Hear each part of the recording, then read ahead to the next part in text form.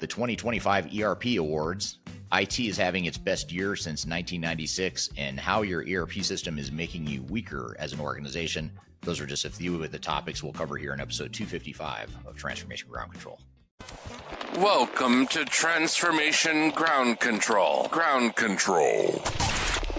The podcast that covers everything related to digital transformation. This podcast features technology agnostic and international discussions related to digital strategy, software selection, implementation, change management, business process optimization, and everything else you need to know to make your digital transformation project successful. Whether you're embarking on an ERP implementation, supply chain transformation, or any other business or digital transformation, this podcast is for you. Now, here's your host, Eric Kimberling. 5, 4, 3, 2, 1. Ground control to Major Tom. Hello and Happy New Year. Welcome to 2026 and welcome to Transformation Ground Control, episode number 255. This is the tech agnostic podcast that covers everything related to digital transformation, including the people, process, technology, and strategy aspects of digital transformations. My name is Eric Kimberling. I'm the CEO of Third Stage Consulting. We're an independent tech agnostic consulting firm that helps clients throughout the world with their digital transformation journeys. Joining me as always is Darian Chwialkowski. Darian, thanks for being here today. Yeah, thanks for having me. I'm excited for today's episode. I'm excited too. This is going to be a great one. This is sort of a good recap of 2025 as well as looking forward into 2026. We're going to cover a lot of different things here today, including some social media questions we've received online. We're going to get into some of those questions and answer those for you. And then we're going to bring on Greg Benton later in the show. Well, actually, before we bring on Greg, we're going to talk about a couple newsworthy topics. One is how IT is having its best year since 1996. We'll talk about how and why that is. And then we'll also talk about Microsoft Rust and why the headline is misleading.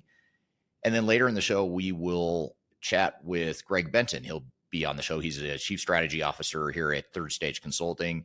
We are going to host the 2025 annual ERP Awards show, if you will. So we're going to go through probably 20 or 25 different categories and show you who the winners are and the runners up for each of these categories. It's going to be a great conversation. It's a good way to recognize some of the great work that software vendors are doing in the space, as well as hopefully to provide some good differentiation between what some of the strengths and weaknesses are of these different software vendors out in the marketplace. And then after Greg is on and we submit those awards to the different software vendors, we will also talk later about your ERP system and how it's probably making you weaker.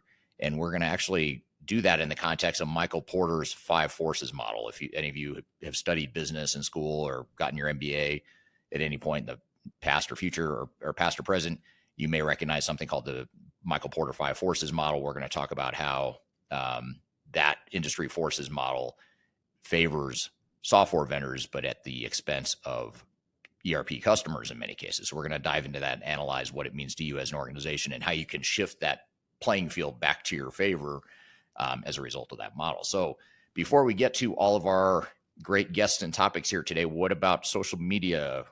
Darian, we've gotten some good questions there recently. What have you got for us? Yeah, we have a lot of good questions today. The first one being, can you take full advantage of SAP BTP with SAP ECC? I'm not sure. Yeah, that's a great question. I don't believe you can. I believe BTP is only for S4HANA, or at least that's the only place I'm seeing our clients use it is in the S4HANA environment. And for those that don't know, BTP is the Business Technology Platform, is what it stands for SAP. And it's really their way of not only configuring and integrating different modules of S4HANA, but also integrating to other products that are owned by SAP, such as Ariba, Concur, SuccessFactors, et cetera. And I believe it also helps you integrate to other third parties outside the SAP ecosystem as well. Yeah, you made some great points there, Eric, for sure. But I want to get into our next question, which is, the real question is, how do we elevate awareness of these recurring risks before a project begins, when expectations and guardrails can still be shaped? Yeah, it's a great question. And that's why, phase zero is so important. If you can create a phase zero plan and put some quality assurance in place and ensure that you've got the right assessment in place and the right guardrails, to use the question's terminology here. If you can elevate awareness of the risk and identify the risk by establishing a phase zero implementation plan, but also putting in place a quality assurance framework to where you're looking at the different risks and identifying and anticipating the risks before they become too damaging to the project and to the organization.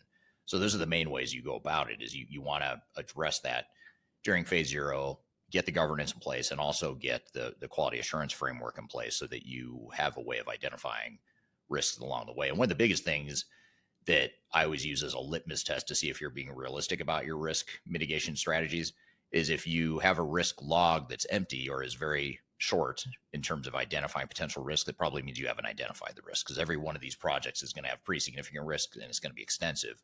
So you want to make sure that you've identified them as early as possible so that you can have a deliberate strategy to address those risks rather than just waiting for the collateral damage to take hold.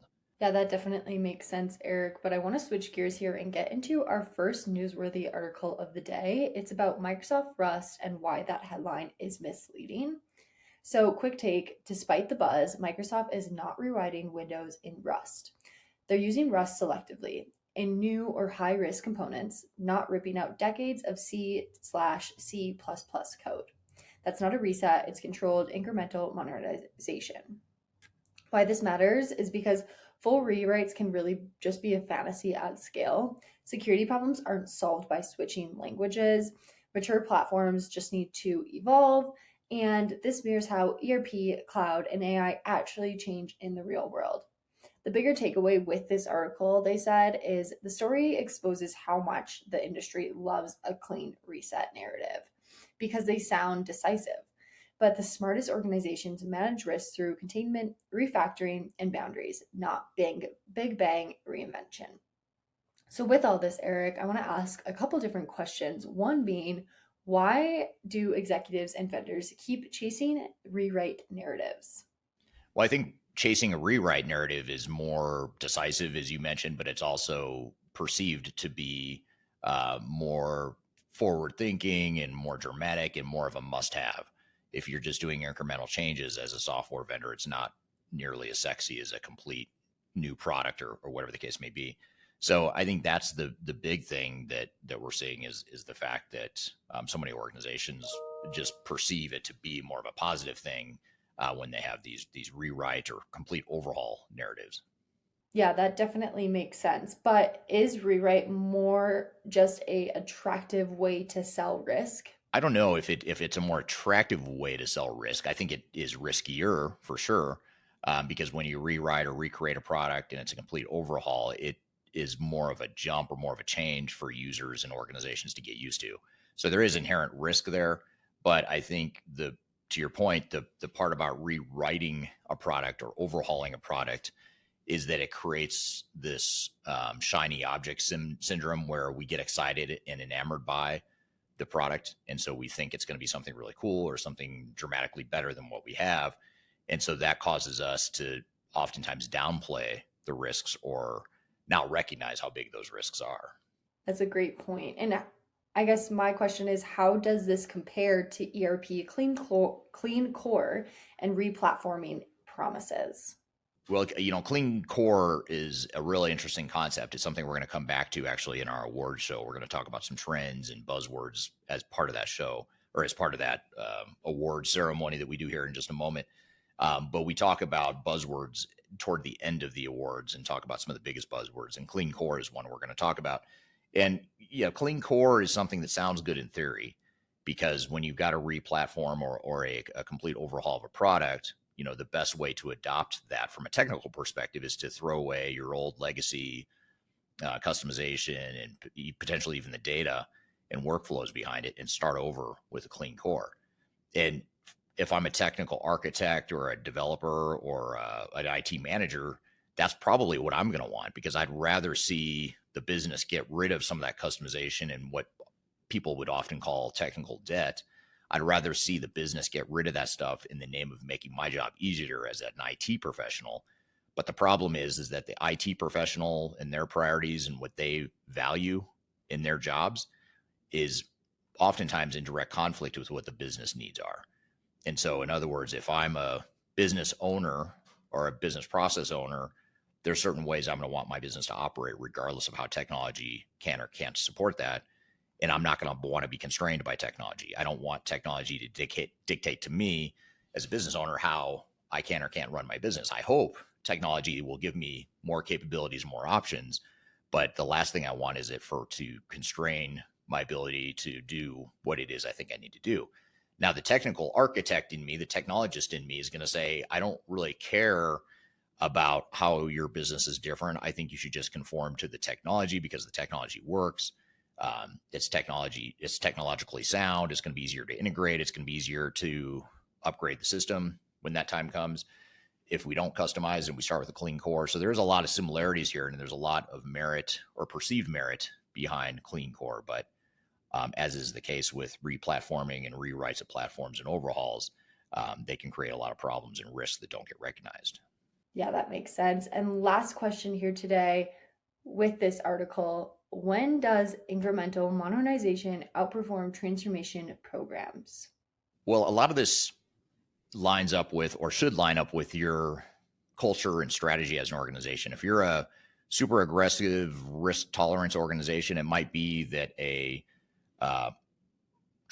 true transformation is going to make a lot of sense. You might have a clear ROI, a clear jump or quantum leap you're trying to make in your performance as an organization. In those cases, a broader, bigger transformation might make more sense. If you're risk adverse and the technology you have is good enough, it's worked good enough for you the last few years, and you don't have a high risk tolerance and you have a lot to lose, maybe there's not a clear ROI on a big, massive transformation program, then a more incremental program is probably going to outperform in your case. So it's really a matter, I don't want to say one is always better or worse than the other, but you do want to make sure that it fits who you are as an organization and what you're trying to accomplish. And it should all ultimately come back to ROI and business benefits. If you can't justify the business benefits of a big, massive transformational program, then think about maybe a more incremental, lower risk, lower cost type of solution or option or strategy that might actually deliver you a better ROI, especially a risk adjusted ROI. If you can minimize your risk, even if you don't get quite as much ROI as you possibly could with a big transformation program, it might be that the cost and risk profile is much more attractive to you to do a more incremental approach. And we see a lot of clients, especially in the mid-market, that are more risk adverse and they're more interested in the incremental approach rather than the big transformational programs. Yeah, a lot of super interesting points there, but I want to switch gears and get into our next newsworthy article, which is about how IT has had its best year since 1996, thanks to AI. So what this article says is, according to the CIO, the IT sector just had its strongest growth year since 1996, largely driven by AI-related spending, infrastructure investment, and renewed confidence in technology as a growth engine. But the key point isn't AI hype. It's where the money is actually going. What's really happening is AI is pulling forward long-delayed IT investments. Spending is concentrated on infrastructure, data platforms, security, and core systems. Companies aren't just experimenting anymore, they're operationalizing. And lastly, IT is being repositioned as strategic infrastructure, not discretionary spend. In other words, AI didn't magically fix IT. AI forced leadership teams to finally fund what they've been underinvested in for years. The bigger takeaway here isn't that it's not an AI boom, it's an IT reckoning. AI is exposing which organizations are structurally ready for the future and which ones aren't. Eric, I do have some follow-up questions for you on this article. First one being, is AI the real growth driver or just justification for overdue IT spend? Well, that's a good question. I do think that AI is a real growth driver, but I think it's also exposing a lot of things that organizations should have been spending money on in the past. So things like data governance and data management in general, data quality, that's been something that's been neglected for years. And when analytics and business intelligence started to emerge as core technologies, a couple decades ago, or call it a decade ago, a lot of organizations started to realize like our data kind of sucks and we need to clean it up and we need to make it better if we want to take advantage of these capabilities. but it was somewhat isolated. You could still run your ERP system, you can still run your operations without necessarily cleaning up your data. Now, I'd argue that you can't do it nearly as well as if you have clean data, but in many cases, organizations were operating, without cleaning up that data. But now with AI being so prominent in enterprise technologies, and eventually knowing that AI will soon become prominent within a lot of organizations, it'll become presumably a key part of our day-to-day workflows within most organizations. We're going to have clean data. Otherwise, it's not going to work. And so I think it is somewhat of a reckoning, and we're playing catch up now on stuff we probably should have cleaned up and fixed a long time ago. So I suppose the good news here is it's better late than never. At least organizations are finally recognizing that they just simply can't operate in an AI-driven environment without clean data and without proper data governance and without people understanding how their actions and behaviors and workflows affect other people throughout the organization. So I think that's all very relevant stuff that needs to be considered. And that's where I think we're headed. Yeah, absolutely. That makes sense. But are companies investing strategically, or are they reaching out of fear of being left behind? That's a really good question. I think most organizations are probably acting more reactively in this. I think what's happening is organizations are realizing AI is here. It's real. It's catching on fast. It's catching on like a wildfire. Software vendors are investing heavily in it. We're not going to be able to avoid it even if we wanted to. So I think a lot of organizations are saying, well, we better catch up or we better keep up. So that's okay, I suppose. But the problem that's creating is it's creating a situation where a lot of organizations aren't being deliberate or strategic around their AI initiatives, around their technology initiatives in general. And this has been something that's been a problem for decades. Well before AI, organizations have struggled with, finding that right strategy and defining a proper strategy for their organizations going forward. So I think it's a bit of both, but I think right now there are too many organizations that are reacting and playing catch up rather than being deliberate about their AI strategies.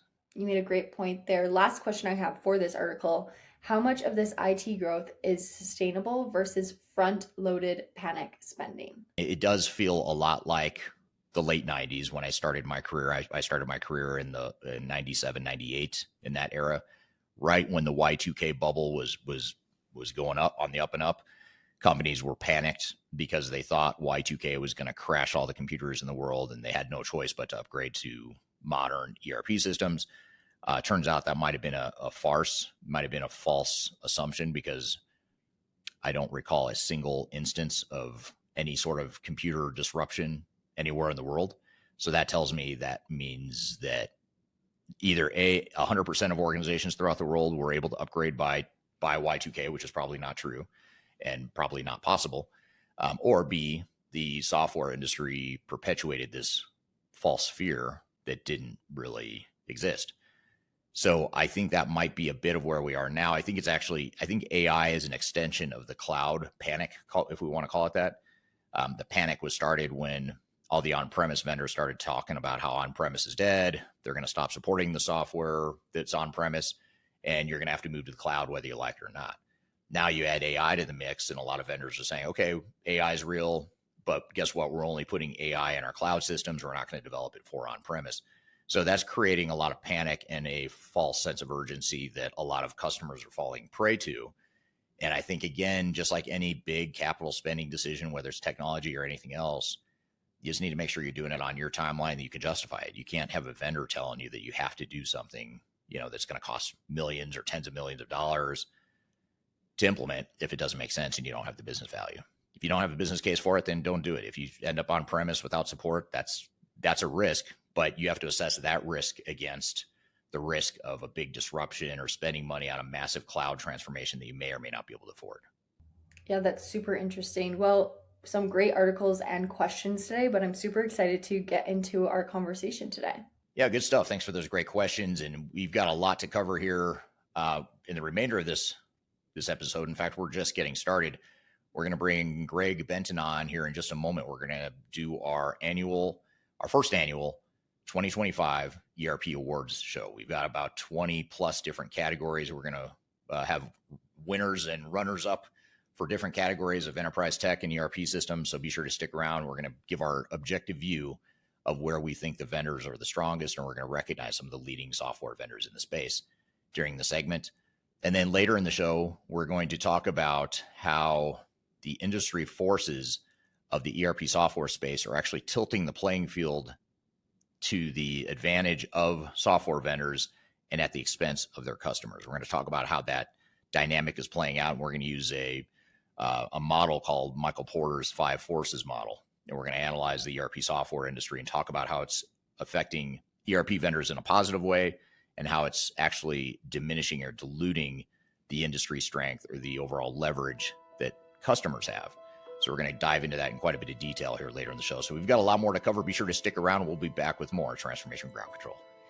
How can you see into my eyes like open doors? I'm excited to announce the release of our 2025 Digital Transformation Report. It's available now on the Third Stage Consulting website, www.thirdstage-consulting.com. This report gives you an unbiased, technology-agnostic insight to help you optimize your organization's projects for success. Get your copy today using the QR code in front of me or on our website. I want to encourage you to read our Guide to Organizational Change Management. It's a free report or free guide that we publish. It's one that I actually wrote that talks about best practices and lessons learned as it relates to change management.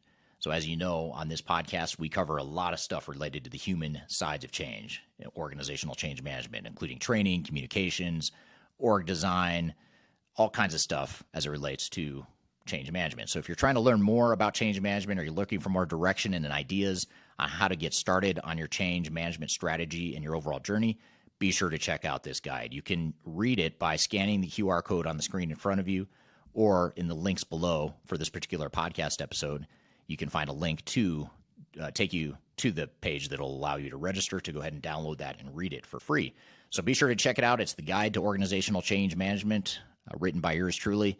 I hope you enjoy it. Let me know what you think, and hope you enjoy the rest of this episode.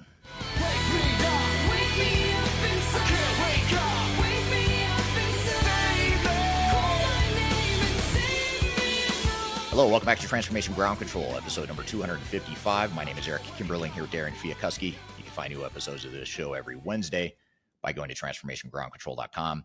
This show is sponsored by Third Stage Consulting, which is an independent tech-agnostic consulting firm that helps clients throughout the world with their digital transformation journeys. If you'd like to learn more about how we can help you in your digital transformation journey, whether it's helping you define a strategy and roadmap or select the right technology or plan for an implementation or actually execute the implementation and change management behind it, be sure to reach out to me. I'm happy to discuss your project with you and how we might be able to help. We're excited for this next segment. We've assembled our first annual ERP awards, and we thought it'd be kind of fun as a year and new start to the year sort of dynamic here where we recognize software vendors and their strengths in different areas and different categories. So we're going to dive into this. And just as a disclaimer, we are not affiliated with any of the software vendors we talk about here today or any software vendors in the market at all across the board. So this is our objective tech agnostic view of the different strengths and weaknesses of these different software vendors.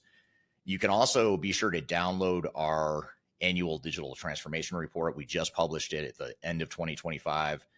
We published our 2026 ERP report, where we talk about a lot of these software vendors we're about to talk about in this award show, but we also talk about trends and things that we're seeing in the industry and things that you should be aware of as an IT leader, as a business leader that's going through potential change and transformation. So be sure to check that out. You can scan the QR code on the screen in front of you, or I've included links to that transformation report below. So with that all being said, let's jump into the ERP Awards show with Greg Benton, the Chief Strategy Officer here at Third Stage Consulting. I've been with Third Stage for roughly 5 years, and that comes from 30 years of a career history of working with our clients on software strategy, selection, ERP implementations. I tend to be a lot more technical in terms of the deployment, but my responsibility here at Third Stage is to make sure that all of our clients find that our services are delivered in the most outstanding way. And that's why I'm really excited to join you here, Eric, today on the awards ceremony for the vendors. Yeah. This is going to be very good. So Yeah. my favorite categories. Yeah, this would be fun. We've never done anything like this. I know we do our top 10 lists. We do our independent reviews, our pros and cons of different systems. We help clients select and evaluate all these different systems every day. And sometimes it can get overwhelming just trying to understand and navigate all the different options in the marketplace. But just to give you a preview of what we've got in store for you today, we've got a number of different categories we're going to cover here today. We've actually have official award cards, courtesy of our marketing team, which put together these really cool award cards. The only thing we're missing is the tuxedos and like the big auditorium on live TV, like at the Grammys or the Oscars or the traditional award shows. That's the only thing that's missing, but we'll work our way up to that someday. So one thing I was going to say though, is for those of you in the audience, those of you watching today, we're streaming to YouTube, LinkedIn, Facebook, X, and TikTok. Thank you for joining today, wherever you are. We're going to share with you some of these different categories. We have a winner for each category and we have a runner up for each category. But I'd love to hear the audience feedback as we go here. We're going to be going back and forth between what we have prepared for you on the different award categories. But I also would love to hear feedback from the audience. If you've got feedback on any of these vendors, any of these categories, anything you think we missed, anything along those lines, we'd love to hear your feedback. And if you don't mind, just dropping in the chat what city and country you're joining from today. I'd love to hear where you're joining from today. I imagine this is going to stimulate a lot of conversation here today, just because anytime we talk about pros and cons and comparisons of different software solutions, we always get a lot of feedback there. So I'd love to hear your feedback here in the audience. Speaking of the audience, we're already getting some comments coming in. Faye on YouTube says that they're blessed, or Fayo on YouTube says, I'm blessed. Thank you for being here. And I'm glad you're having a positive end to the year and hopefully a good start to 2026. Palav on YouTube is from Thailand, says, hello, Eric. Also asking, how do we learn ERP systems? Hopefully today in this conversation is a good way to start to learn some different pros and cons and understandings of different systems in the marketplace. And then Sally on YouTube is joining from Cape Town, South Africa, and says, thank you for all your contributions, YouTube videos for 2025. Absolutely. Thank you for the kind words. And I hope you enjoy the videos, and we'll do more of them in 2026 since you like them. Good morning from Darian. Thanks for being here today, Darian. And then Mahad on YouTube says is from Alexandria, Egypt. So people from all over joining already here today. So love to get your global perspectives as we get going here. Before we jump into the categories, I want to share with you all something on my screen here. And this is really just a way to set the context. We're not going to dive into this in a great amount of detail, but we do a number of different top 10 lists on my YouTube channel and some of the content that we publish. In fact, we have our 2026 digital transformation report that just was published just last week, actually. And it contains our top 10 rankings of the top 10 ERP systems in the marketplace. Very broad, general ranking across industries, across company sizes, across geographies. So very big picture, very high level. Today, we're obviously going to go a lot deeper into specific categories and specific areas that different ERP systems can be compared. But I still want to share with you this top 10 list.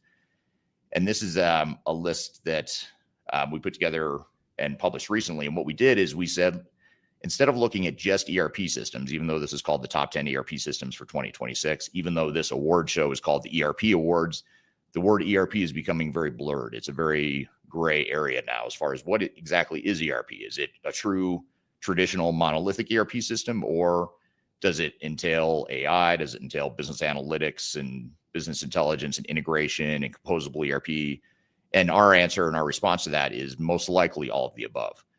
You're going to have, there's a lot of different options in the marketplace available. So companies have a lot of choices to choose from that they hadn't had in the past. And this is our ranking for 2026 of what we see in the marketplace as far as some of the leading software vendors. And you can see right off the bat, number 1, 2, and 3, and 4 actually are not your traditional ERP vendors. Snowflake, Palantir, Salesforce, ServiceNow. A lot of you on the call here today would say those are not ERP systems. And in some cases, you're right, they are not ERP systems. But if you look at the broader enterprise technology category and business systems in general, they are systems that have great strengths. And of course, your traditional ERP systems like Microsoft E365, Oracle NetSuite Infor, SAP Odoo, Oracle Fusion is one that a lot would say should be in this top 10 list. You can make a very strong argument for this. You could make a very strong argument that none of these 10 should be in the top 10, and we should have an entirely different top 10 list. And so top 10 lists are a good place to start, a conversation, but rarely is it going to be the end all be all, which is why we thought we'd dive into it in a bit more detail by getting into some of these different categories that we're going to talk about here today. So I'd love to hear your feedback. What's your knee-jerk reaction to this top 10 list? I'm not going to dive into it in a lot of detail, but I'd love to hear, if you have a strong reaction to something you like or don't like about this list, I'd love to hear it. These conversations are always engaging, and we do not have all the answers, even though we're putting together the show in our top 10 list. We do not have all the answers, and many of you are going to have different opinions on that. So I'd love to hear your feedback on that as well. And then I want to say hello to Eduardo from Barcelona, Spain, and then Infrared L joining on YouTube from Dallas. So we have a very strong showing on YouTube here today. So thank you for joining wherever you are here today. So that's our top 10 list. What do you think? I'd love to hear your feedback on that, based on that initial thought or that initial ranking there. But what I want to do is get into our first award category. And this category is the most AI-driven platform. First of all, AI is probably the biggest buzzword of 2025. If we had to nominate a term that's most used for the enterprise tech space, it's probably AI. In fact, the software that we use to do our podcast every week, it created this compilation video of saying what is the number one word you used in your podcast in 2025, and it created this montage of clips of me saying AI over and over and over again. It was actually kind of funny. I don't think it meant to be funny, but it was like a 30-second video, and I say AI like 600 times in that 30-second video. So even myself, I'm guilty of talking about AI, maybe too much. Some would argue maybe too much, but you can't talk about enterprise tech without talking about the most AI-driven ERP platform. All the vendors are talking about it. They all are investing heavily in AI. It's sort of a nuclear arms race, it seems like, to who can build the strongest platform with the best data and the best AI capabilities to really get to this utopia of AI. And let's start with the runner-up. The runner-up is a software vendor you've all probably heard of. It has advanced AI and machine learning tightly integrated into its ERP system, particularly strong in finance and analytics. And that runner-up is Oracle Fusion, or Oracle Cloud ERP, I should say. I still call it Fusion, but Oracle Cloud ERP. So that's the runner-up for being most AI-driven. And the winner of most AI-driven platform is SAP S/4HANA. And that is because, first of all, it has the broadest AI fabric embedded across S/4HANA, finance, supply chain, and industry solutions at a global scale. And I think the big thing that both SAP and Oracle both have going for them is just their sheer scale. The fact that they are used across so many big organizations, and they are, at least in the case of SAP, and I believe it's true for Oracle as well, SAP has gotten tens of thousands of their customers to agree to opt into sharing their data and using it to train Joule and other aspects of SAP's AI models. And so I think that alone gives them a unique advantage that a lot of other software vendors aren't going to have. Not to mention the fact that SAP customers have so much historical data, and they've been on SAP in many cases for decades now. So you've got these big, massive global organizations that have been using SAP forever, and now you've got all this data that's being trained to train the SAP AI models, and that gives SAP a pretty unique leg up, and maybe to a slightly lesser degree, Oracle as well. So what's your knee-jerk reaction to that, Greg? Any thoughts, comments on that? Well, I do think that being AI driven is something that all of the ERP vendors and all of the edge solution providers are working toward. And when you showed our top 10 list, it's really apparent that AI is driving a lot of that top 10 decision process, right? Especially as we look at how that is becoming a part of the fabric of the ERP systems, as well as just being able to interoperate various systems, including legacy systems, right? So now we're looking at the the ERP or digital operations for an organization as an entire ecosystem connected very actively by AI. So vendors can't afford to fall behind. And that is one of the reasons why we ranked the top 10 in the top 10. So just amazing with the advent of AI. And you're right, we're all saying it too much, right? I know. I got to see that blooper reel where you say AI like 1,000 times. I'm actually going to publish it, because what's even funnier is it's number one was AI. And then number two, you might appreciate this because you and I know each other well. The number two word that I most commonly use in my podcast is So it shows me saying AI. And then it says the number two most commonly used word in your podcast is So it's me just going, and so that. And as we all know, with AI and transcripts, that comes up all the time. So I know. I wish it was smart enough to know. It's terrible. You need to make me look smarter by taking out the but AI has not figured that out yet. And see, I just did it again. See, now I'm self-conscious of my So here's the, actually, I meant to show you this earlier. Here is the QR code to download our 2026 ERP report. So a lot of these vendors are talking about in these different categories, like the one we just discuss, the most AI-driven ERP platform, the top 10 rankings, pros and cons of different systems, as well as general industry trends. You can find that in that ERP report. So be sure to scan it here. I'll drop it in the comments as well. You can download that and read that for free on our website. So I'd love to hear your feedback on that. But it's a really good report that our team put together. So please check it out and let us know what you think. Want to get to a couple other quick comments, and then I'll turn it over to you, Greg, for the next category, the next winner in the next category. We have, let's see, Pavlov on YouTube says, I'm digital transformation in Thailand for enterprise company. We use Oracle for headquarters and composable model with Boomi Connect to leave Cal Software ERP. So interesting. Yeah. So you're getting into a category we're going to get to later, which is composable ERP. Integration is going to be a theme we talk about here today. So thanks for that feedback. That is something we look at too. And I think that's why it's so hard now to say just what are the top 10 ERP systems or what are the best ERP systems, because those lines are blurring so much between traditional ERP and more composable ERP and integration platforms. So great point. Thank you for sharing that. Esrar on LinkedIn says hi. So thank you for being here today, Esrar. Here's a comment from Mahad Dewan on Maha from Egypt on YouTube. Says Odoo is gaining a good marketplace in Egypt. We will, spoiler alert, Odoo, among many other vendors, will be receiving awards here today as well. So be sure to stick around for that. This is a comment from YouTube. It says none of the top 10 is really open source. Issues in 2026 are still centered around license costs. AI for the small and mid-market is still a challenge to justify the ROI, and that's a great point. And ROI is a word that we've forgotten in this industry in many cases. What's the business value? What's the ROI? Is it worth the investment we're going to make? So great points there. All right. Well, let's get on to the next category, Greg. What's next on our list here? Well, I'm embarrassed to say that I lost my first card. I've got the cards for the rest of the awards, but the card that we're pretending that I'm holding up is best ERP for Microsoft-centric organizations. Okay.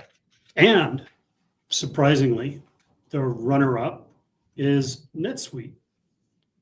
Basically a strong SaaS ERP, but it lacks some of the native productivity layer integration, especially with the Microsoft suite.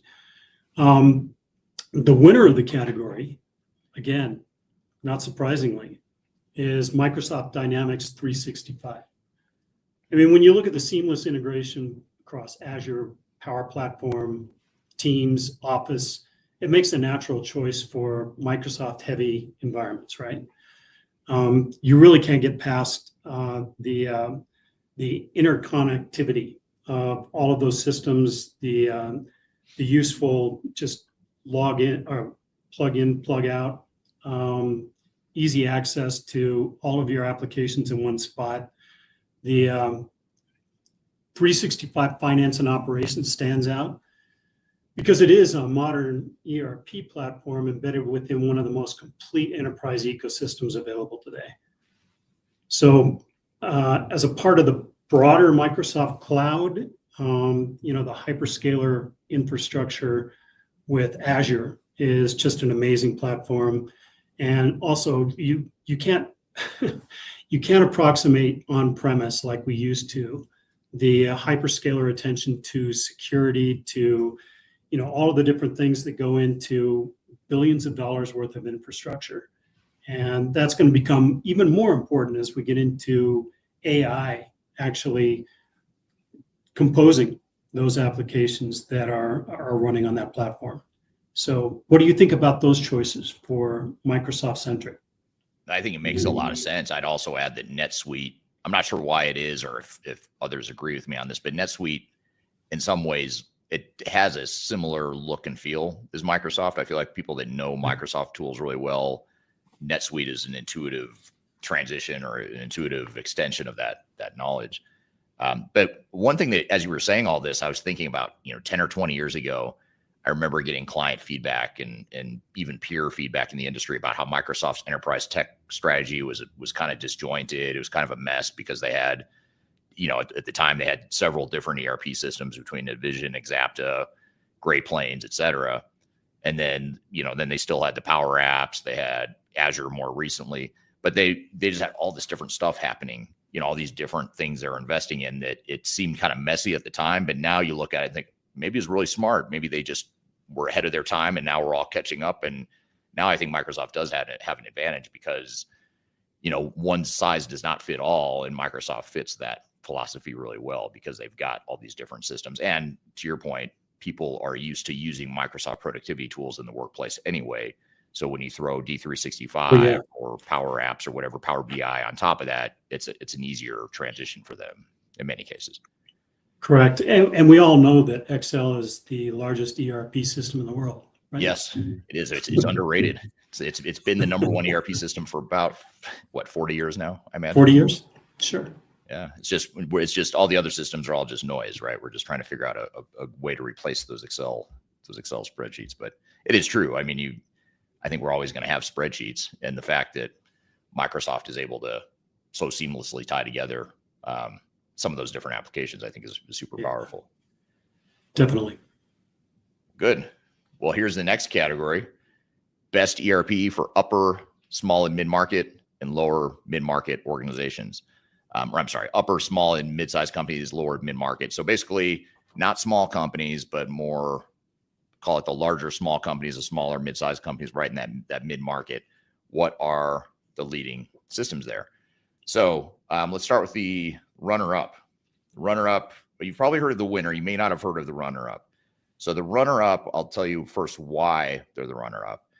They have a good balance of flexibility, modern architecture, and predictable pricing for growing organizations. And they do focus on and tailor organizations in this space. And that runner-up is Acumatica. So if you're not familiar with them, it's spelled ACU Matica, one C in the spelling there.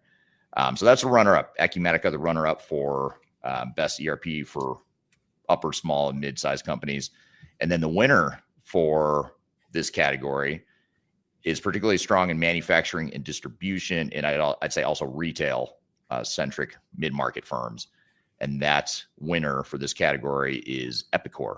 So best ERP for upper SMB, lower mid-market organizations is Epicor, company that's been around for a long time. Great product suite that we've seen used successfully. A lot of our clients are implementing it now or have implemented it recently.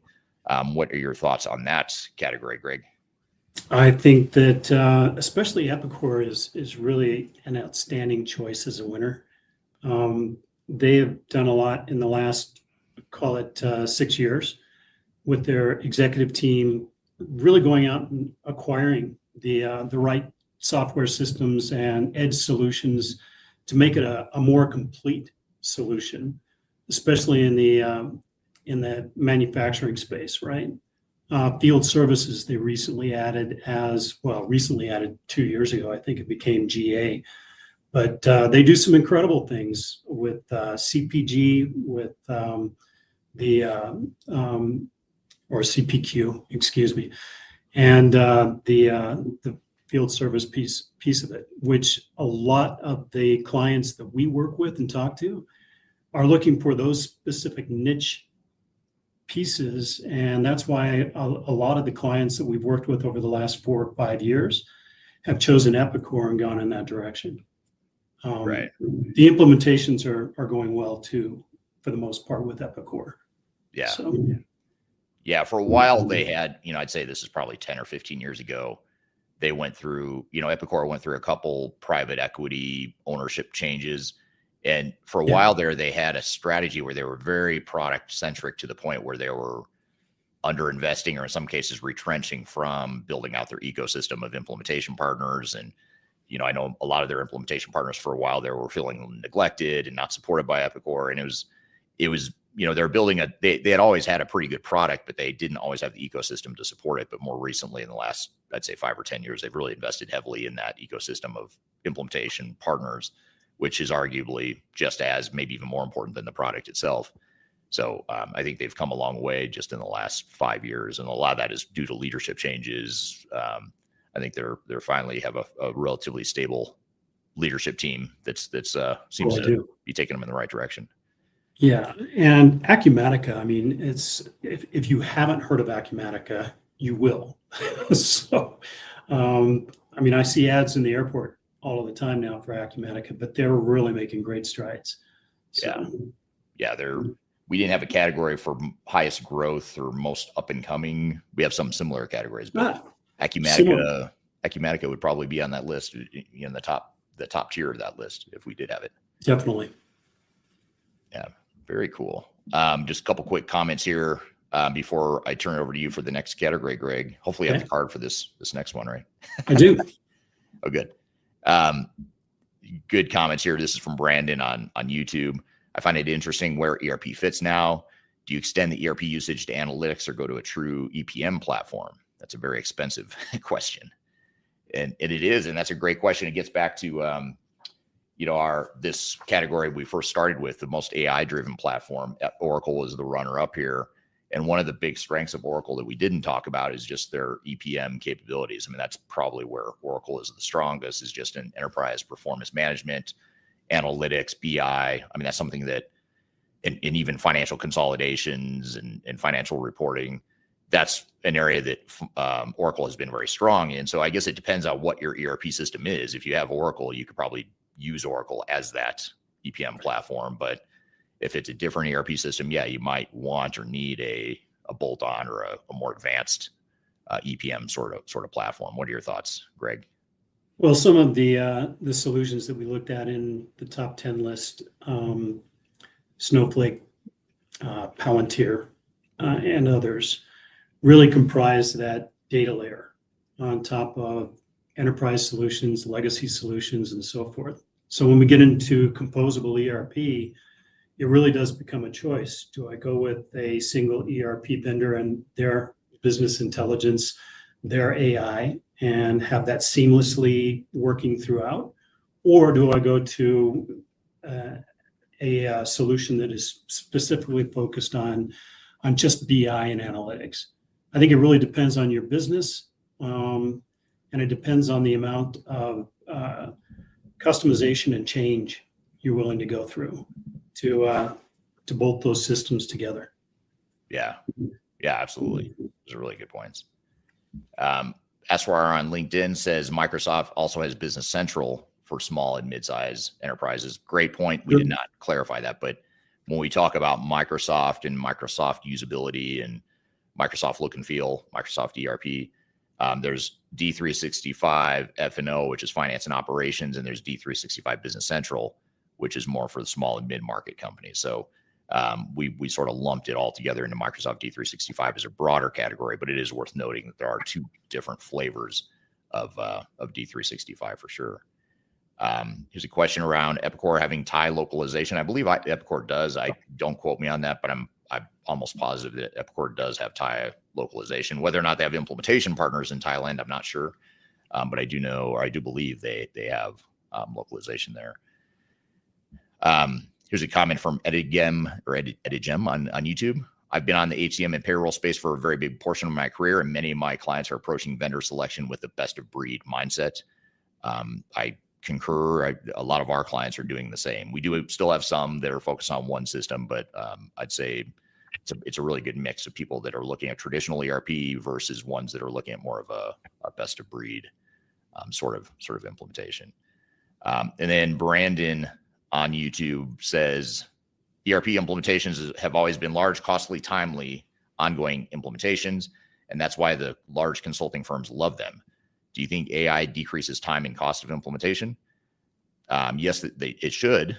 If it's not, then you should probably challenge your system integrator, your implementation partner. Why are you not using AI to help reduce your cost? And the answer may be because it's not a conflict of interest, but it's not self-serving to use AI to reduce the time and cost for clients, because it reduces the time and cost or the revenue to consulting firms. And that's why we push really hard to use AI in our client engagements to allow them to accelerate the implementation timeline. And so we have a mission control AI tool set that allows clients to take control of their implementations and capture that information and help accelerate and just start some of the work that system integrators typically had taken too long to do.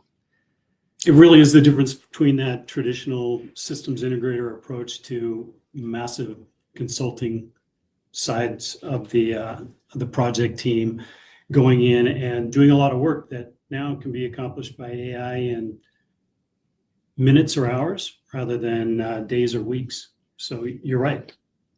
Vested interest in that.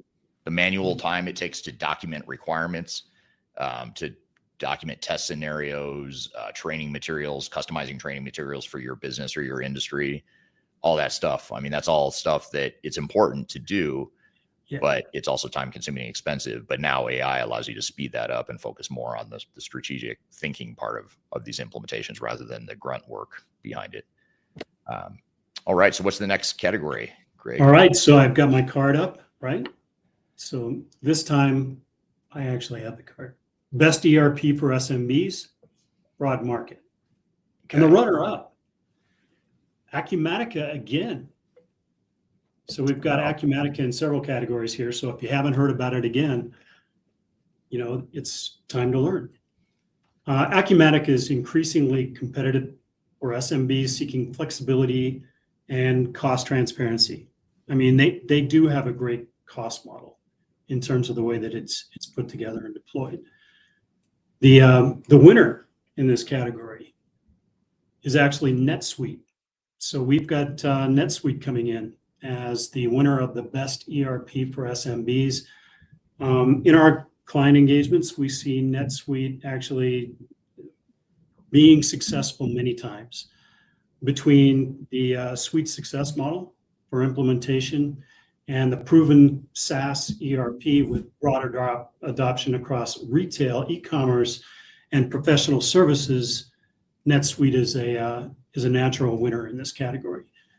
Their key strength is the breadth of the functionality that they bring. It's delivered out of the box in large part, and then augmented by an ecosystem of suite apps and third-party extensions that address industry-specific needs.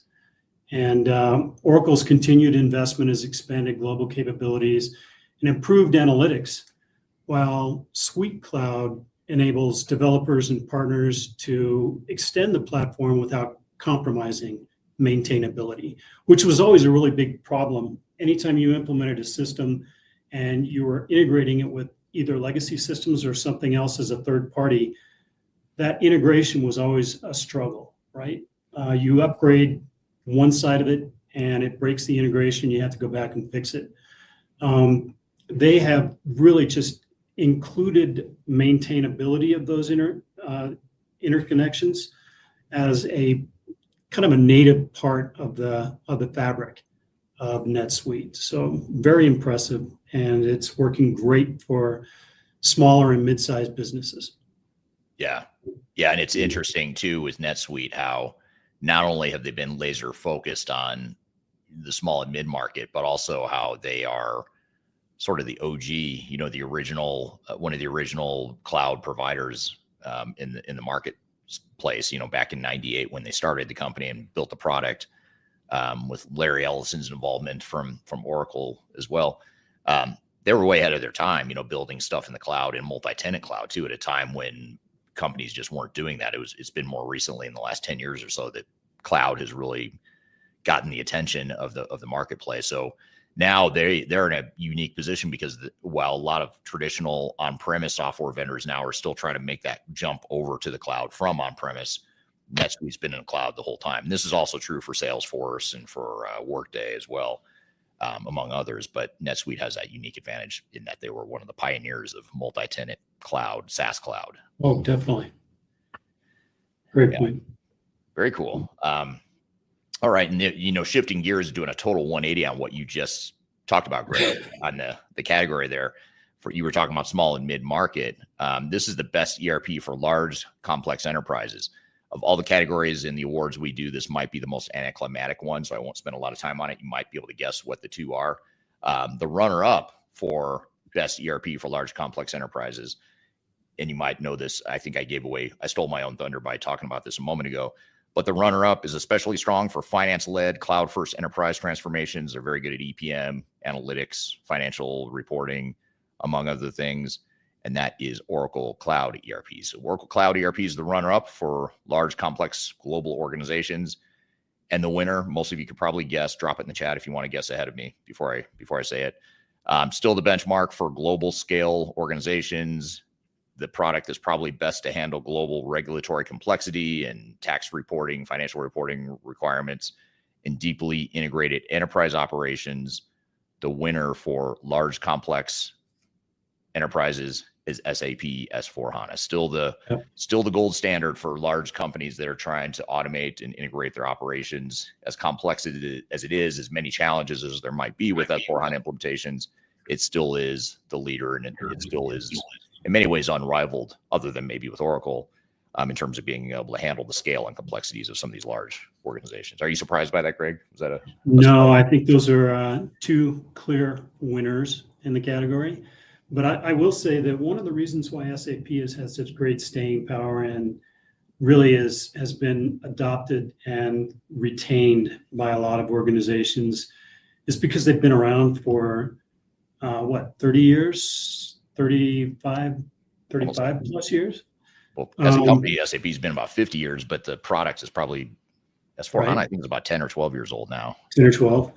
But the ecosystem, the partner ecosystem they built around the world, if you look at global organizations that are looking for a seasoned, well-experienced team that's going to go in and provide specific industry expertise in the implementation, SAP is unsurpassed. Oracle's becoming close, I think, in terms of that ecosystem around the world. But as important as choosing your partner on the software vendor side, choosing your SI or your systems integrator for the implementation is important. And that SAP network, although expensive, is very well proven. So, yeah, and so many big companies already have deep SAP capabilities built up, even if it's in ECC or even R3 in some cases. So they've invested heavily in the SAP product suite over the years, and now many of them are still struggling to make that transition over to S/4HANA. But to move from ECC to a non-SAP product is a big lift, and I think a lot of organizations don't have any good options besides that, which creates, topic for another conversation, creates a whole nother set of issues for SAP customers. But part of that is because SAP has built such a good product suite for that market, for the Fortune 500, Fortune 1000 market. Good deal. Someone guessed SAP. I apologize, I can't see the name, but someone guessed and of course it was me. It was me. Yeah. I don't know why I didn't show the name. That's funny. So okay, well, good. What's next, Greg? Market momentum and strategy awards. I think we're moving right into that, right? So as we were going through some different categories, we wanted to not only choose the winners for the core ERP. You'll see another couple of categories here as we move along. Some of them kind of playful and fun, but the market momentum and strategy awards I think are kind of vitally important, because that really tells us where ERP as a discipline is going. And I think looking at our different categories here, the first one that comes up is one that I do have a card for. So the vendor turnaround and comeback of the year. Ooh, this should be Is good. is that weighty or what? That is comeback. Everyone likes a good comeback story, a good Rocky Balboa story, underdog type story. Yeah. So I mean, if you want to put your guesses in the chat, you could do so. We've got a runner up here with QAD. And QAD has renewed clarity and discipline in the manufacturing focused strategy. Eric, I think you recently attended a conference with QAD. It's just amazing what they're doing as a business, right? As a vendor partner with their industry focus. I think they're especially in the medium to large market, they're really expanding very quickly, doing very well. The winner in this category is one of the long-standing standouts in the ERP space, and that's Infor. Quiet but meaningful improvements in execution, industry focus, and customer satisfaction. They've really been working on the customer satisfaction. They've got a very seasoned, and I've used that word a couple of times. That's kind of like your right? Yeah. Very, very experienced and forward-looking, forward-thinking executive team. And that executive team has brought together both the technology components, the business process components. They've really just come into the AI world. I remember years ago when they introduced AI Coleman, and here more recently, it has moved into or evolved into the Velocity Suite. And the Velocity Suite and tools really just enhances by providing integration in an AI layer that extends Cloud Suite's capabilities to other systems. It makes it a natural fit for hybrid environments, for the ability to develop that composable ERP and what we refer to commonly as digital enterprise operations. Surrounding the core ERP and your quote back office functions, the blend of specialization and openness allows organizations to serve very select industry segments. So you've got Cloud Suite Industrial, you've got LN, M3, and some of the other flavors of Infor, but all of them work very specific industries and occupy roles and positions in those industries that are really kind of unsurpassed. And that has really developed over the last 2 to 3 years, in my view.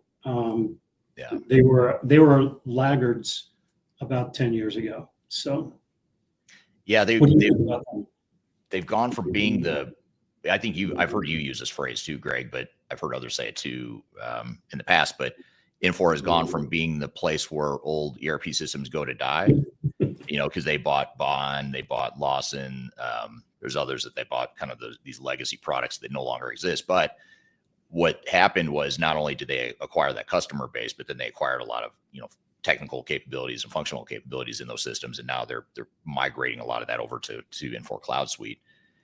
And to your point, they've got that Velocity integration, interoperability platform sort of approach. And I think the cool thing about Infor is that I think they provide a good alternative to companies that maybe are either not quite big enough or they just don't want to deal with the rigidity of an SAP or an Oracle, but they need something that can still scale. And I think Infor fits nicely there, especially for manufacturing and distribution type companies where Microsoft D365 may not be strong enough in those areas, but Infor does have a lot of industry specific capabilities too.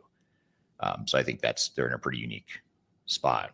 Manufacturing, distribution, public sector. Yeah, public sector. Healthcare. Yeah. They're very industry focused. Yeah. And QAD, I don't want to gloss too much over them, but they're interesting because I don't know about you, Greg, but I don't know that I can think of an example of a software vendor that has done such a hard pivot on their strategy and overall approach, because they've gone from being, a very focused, fairly solid ERP provider that focused a lot on automotive manufacturing is one area that they've always been very strong in. But the software itself, the technology itself was becoming pretty dated. And so they have a new CEO, new leadership team, and a totally different strategy now where they're coming in and not really becoming just an ERP provider. They're trying to be more of an AI platform provider that plays nicely with other systems. So they're not coming in with an ERP strategy per se. They're coming in with more of a platform strategy, which I think is really interesting. And it's still early, which is why they're a runner up. And who knows, maybe next year or the year after they'll be the winner, depending on how they execute. But so far, the signs are pretty encouraging in terms of how they're moving in that direction, how quickly they've made the pivot. So they absolutely have. Very interesting stuff. Before I get to the next category, just a couple audience questions here. Pal Lover on YouTube says, I don't agree. Big enterprise has a decision maker that doesn't want responsibility to choose other alternative solutions.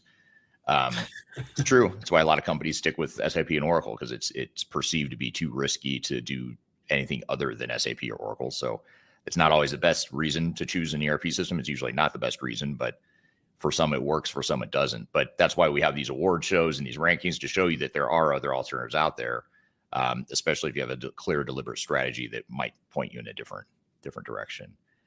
There's a comment from Edigem on YouTube. From my experience, main reasons beyond vendor costs and lack of incentives for being efficient. And the disclaimer here is I'm an ex Big Four guy. There's very shy of any preparation and buy-in on the transformation. That's true. If you don't get alignment, buy-in, preparation, all that stuff, that's what's going to drive up your cost. So that's a great point. Yeah, I was just going to say that, and very, very similar to this comment. I mean, vendor lock-in, so that the executive level goes with SAP because they don't think that any other path is going to be as successful. So the lift and shift idea, that is what appeals as a least risky course. But it goes back to before you even start on this journey, right, with your chosen vendor, you really have to go through that phase 0 internally and align the organization behind exactly what you're trying to accomplish. Begin with the end in mind, right? And so I think that comment here is just perfect. Yeah, absolutely. That's why phase 0 is so important. And you and I espouse that and talk about that a lot in our client work every day. Absolutely.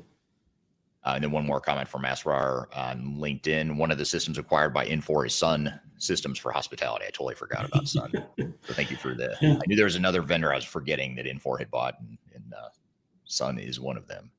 I'm here with Greg Benton hosting the 2025 ERP Awards Show. We've got a lot more to cover in episode 255 of Transformation Ground Control. Be sure to stick around. We'll be back with more Transformation Ground Control. I met her in a club down in Old Soho where you drink champagne and it tastes like Coca-Cola.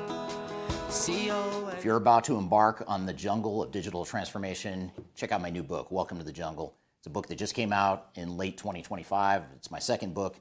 And it's a book that focuses on digital transformation failure case studies and talks about the lessons and takeaways from that. It's 300 pages packed of all the lessons and things that I've learned from having been an expert witness in lawsuits related to digital transformations, and also with our team helping clients recover some of their failed projects. I've included as many lessons as I could possibly fit into one book here. You can read this book. You can order it anywhere in the world in hard copy format, which is this format here. You can get it in paperback. You can also get it electronically as well. Scan the QR code right here or go to the links below for your copy. Hope you enjoy it. Let me know what you think. Are you looking for ways to promote your product or service to enterprise technology decision makers and influencers throughout the world, like the ones who listen to this podcast? Major Tom Productions creates media, events, and influencer marketing for B2B technology providers.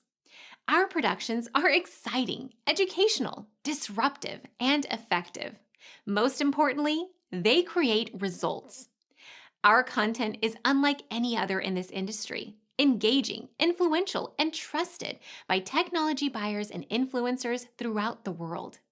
Each month, our productions reach hundreds of thousands of targeted buyers and decision makers who trust and engage with our honest and tech-agnostic content. With long-tail viral results and engagement with our content, Major Tom Productions provides a way to reach your target market and create awareness, calls to action, and a connection with potential customers. So, collaborate with us today. Learn how we can feature your product or service on podcasts such as Transformation Ground Control, Journey to S/4HANA, and Journey to Dynamics 365. We can also feature your brand on our YouTube channel called Digital Transformation with Eric Kimberling, which boasts over 100,000 subscribers and over 2 million video views per year. You can also participate in our in-person events, including our Digital Stratosphere Conference. Contact us today to learn more. We can tailor a marketing campaign that works for you. We look forward to helping more people learn more about and become engaged with your brand.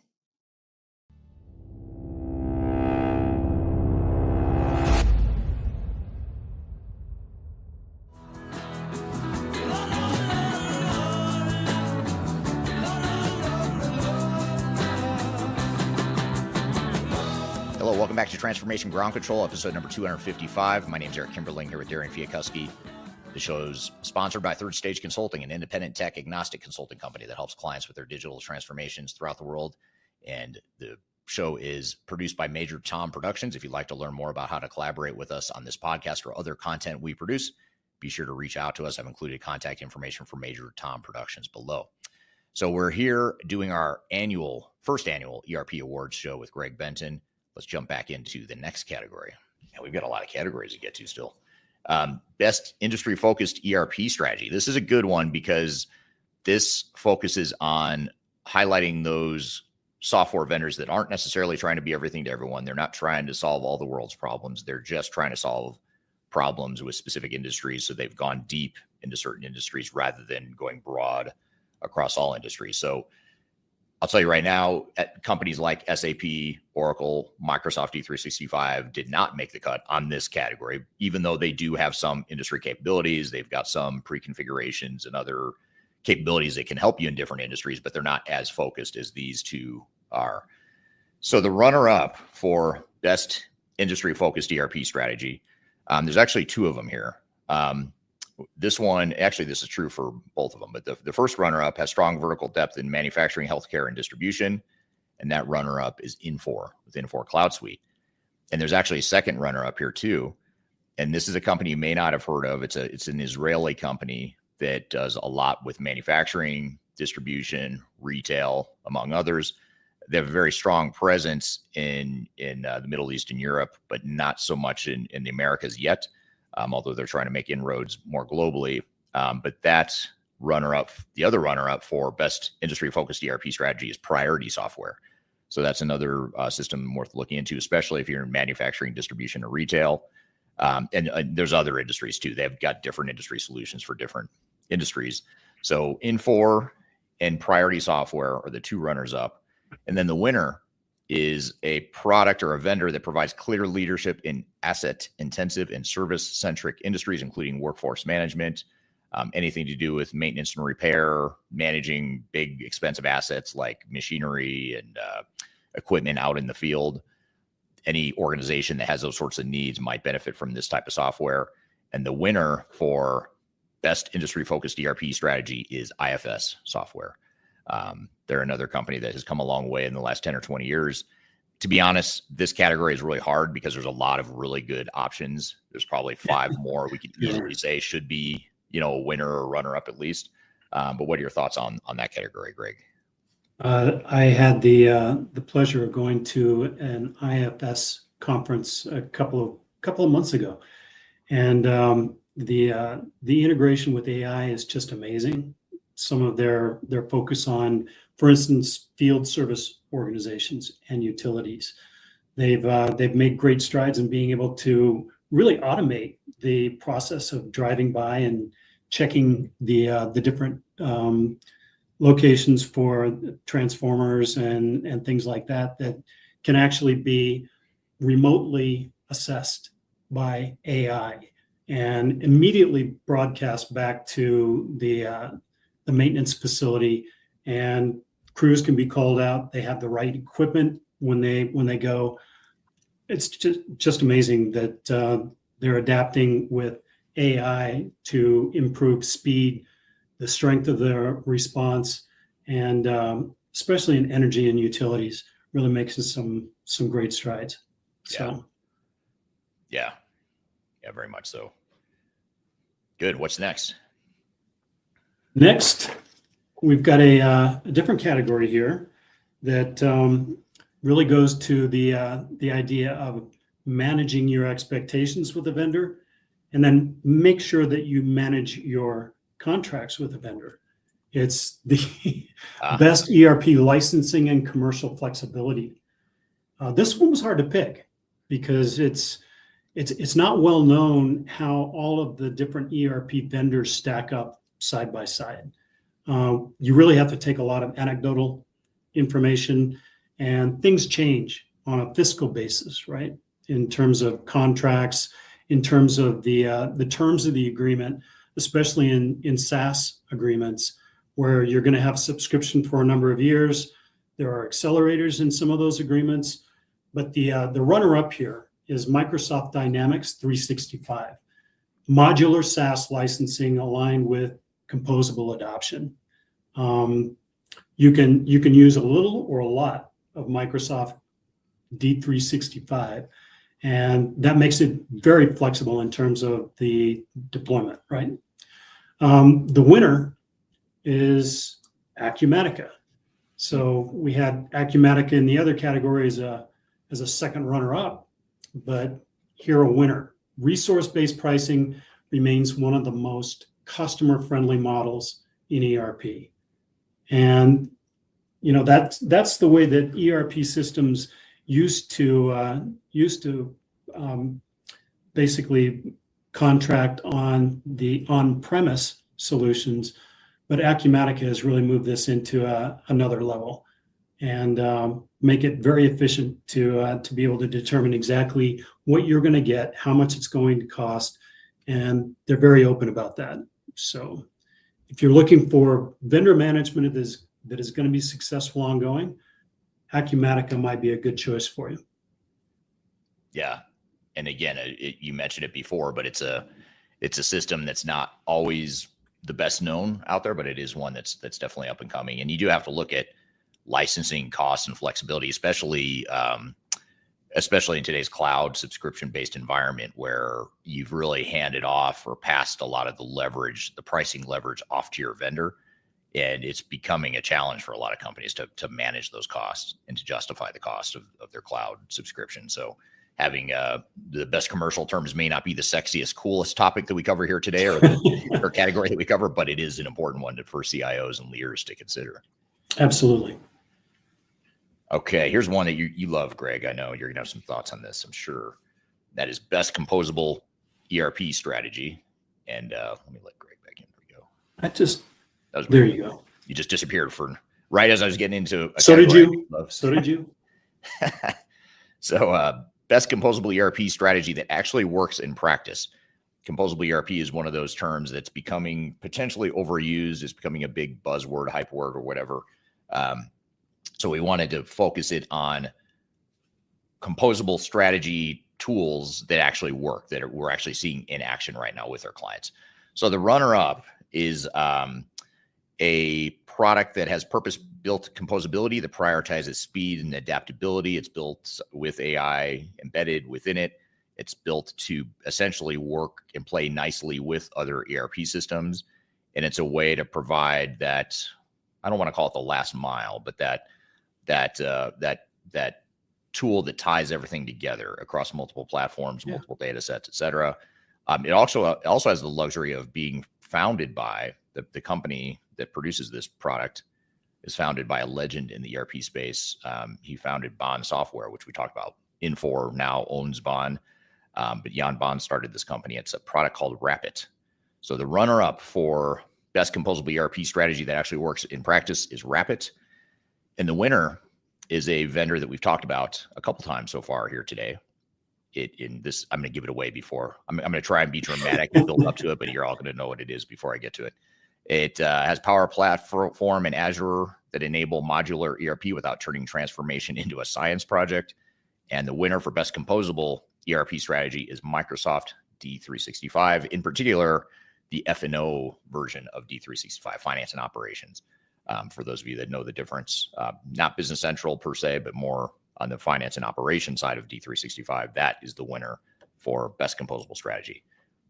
What are your thoughts, Greg? You love this category. I know you have a lot. I do love this category, and Jan Bon is quite the legend, right? I think back in the 80s, he actually took something like 40,000 Boeing employees off of the mainframe and into a new modern ERP system, right? And as you say, that's now owned by Infor, but Jan has been a pioneer in the ERP space. He's also a pioneer in the agentic AI space. So as you said, the composable nature of Rapid is that it sits on top of your legacy ERP system and can manage workflow across the top of that legacy ERP. So you don't necessarily have to replace that monolithic ERP back office system. Now you can actually upgrade, update, and create the flexibility on the top of that goes along with a much more nimble, much more rapid implementation. Right. Yeah. Time to value is everything. Yes. In fact, yeah. Someone on YouTube here, Pal Lover, and I'm sorry if I'm mispronouncing your handle or your name there, says Microsoft. Yes, I agree for composable very fast. So the audience, at least one person in the audience, agrees with you as well there. There's another one I was going to get to. Bear with me. Oh, here's a comment. I don't know if you saw this come up yet, Greg, but this is from Brandon Beam on YouTube. Brandon says, do you guys plan to do an awards for CPM? Been in the space for a while, and the amount of new players is incredible, and the ERP systems are players as well with their finance analytics solutions. I like this because it means at least one person watching here today wants us to do another award show. That's all we're hoping for. Just one of you that wants to see us do this again. So thank you for that comment. Maybe we will do more award shows in different categories. Asrar on LinkedIn says IBM Maximo is also good for equipment preventative maintenance. So that is a very good product as well. It's one that I've worked with a lot over the years. So, all right. Is it my turn or your turn, Greg? I can't remember. I think it's my turn. Yeah. So the best ERP integration and interoperability platform. So this is one of your favorites, Eric. It is. And it's very similar to the last category. It is. It's a little bit of overlap. It is. So the runner-up here is particularly strong with the Microsoft ecosystem, and you're probably going to be able to guess it before I get it out.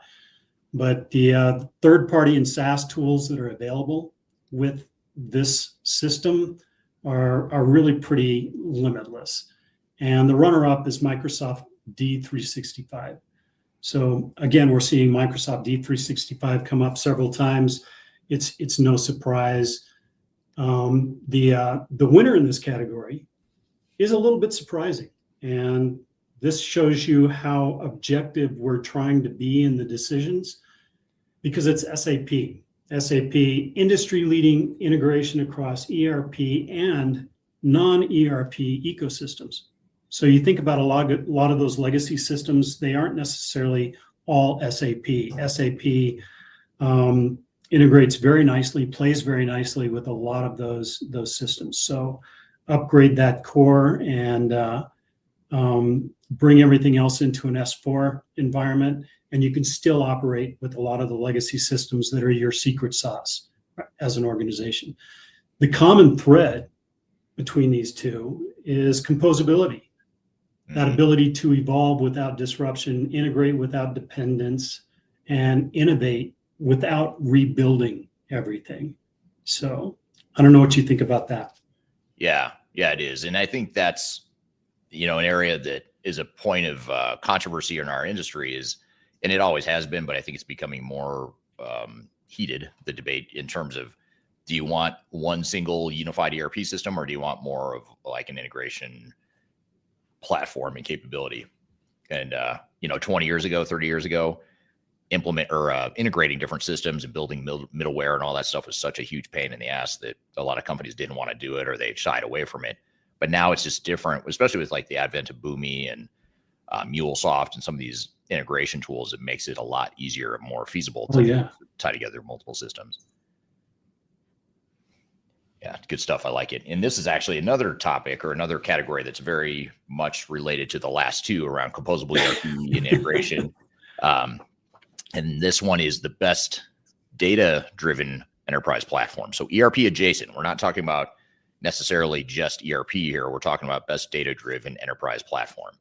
So the platform that can provide the best integration and data across the organization, regardless of whether it's ERP or any other platform. And the runner-up is a vendor or product that has continued progress integrating ERP, analytics, and data infrastructure. Very big in cloud, very strong cloud financial results and cloud conversions amongst their customer base. And it's one we've talked about a couple times here so far today. And that runner-up is Oracle Cloud ERP. So that's the runner-up for best data-driven enterprise platform. And the winner is one we have not talked about yet. This is, I think, the first time this vendor's name has come up. And this vendor is increasingly central to operational decision-making beyond traditional ERP boundaries. They made a name for themselves in the government space, large federal governments throughout the world. It was an area where they really sunk in their teeth. It's very AI friendly. I mean, there's a lot of AI capabilities built into this tool set.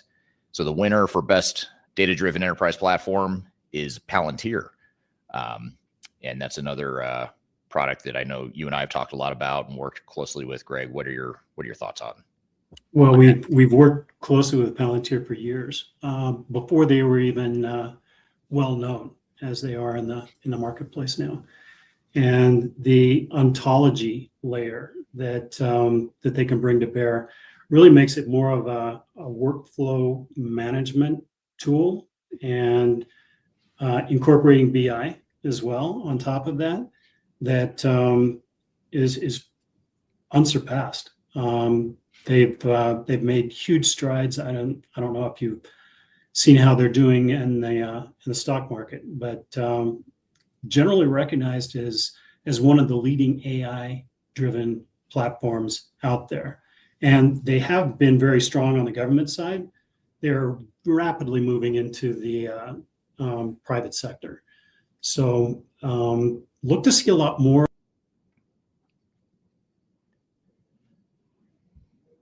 some of the other interoperability solutions. So yeah, absolutely. All right, what do you have next? I've got a different category, but it's related to the last category. So here we go again. Best enterprise data cloud ERP adjacent powerhouse. And what we mean by ERP adjacent is really kind of the genesis for our top 10 list as well. So we were looking at those ERP adjacent tool sets that really bring things together from a digital enterprise operations and a digital transformation standpoint. And the runner-up has a strong AI and data science capability, especially for advanced analytics teams, and that is Databricks. Databricks has also partnered very closely with a lot of the larger ERP tier 1 systems. And so you see Databricks just about everywhere. They're kind of ubiquitous in the ecosystem right now. The winner is Snowflake. So not a real surprise there. They're the de facto data backbone for modern enterprises. They enable analytics, AI, and interoperability across multi-ERP environments. So as you have disparate systems that need to be joined by a number of integration points that are composable, Snowflake is a very common and very relevant choice. They bring data into a single secure ecosystem, and then they allow organizations to layer advanced analytics, machine learning, and decision automation across just about every function in the organization. So what do you think about those? It's great.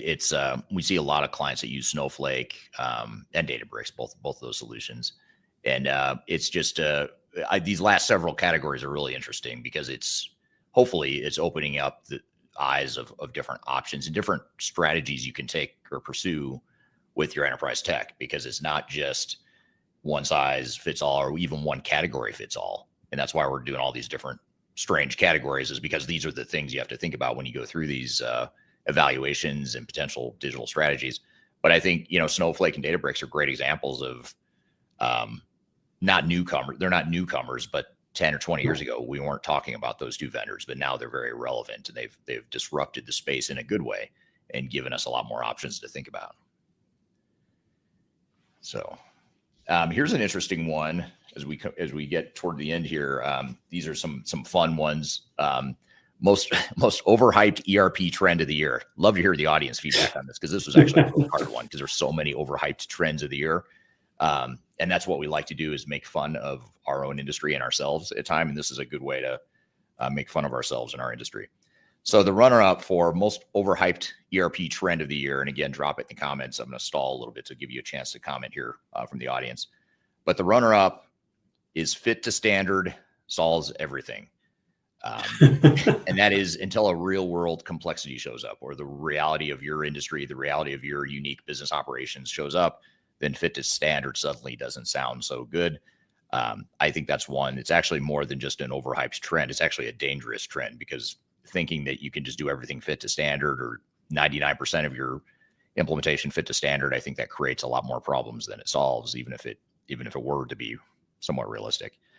But the winner, and this hopefully is no surprise, the winner for most overhyped ERP trend of the year is that AI will fix your broken processes. And bad news here is that AI will not fix your broken processes. I'm really sorry. AI is really cool, but it's not going to fix your broken processes. It accelerates outcomes, but doesn't replace governance or leadership. Definitely doesn't replace data governance. It doesn't replace just common sense and, smooth business processes. What are your thoughts, Greg? Do you agree with those overhyped trends? Would you add anything? No, but our next category is going to add some things. Well, let's hear it.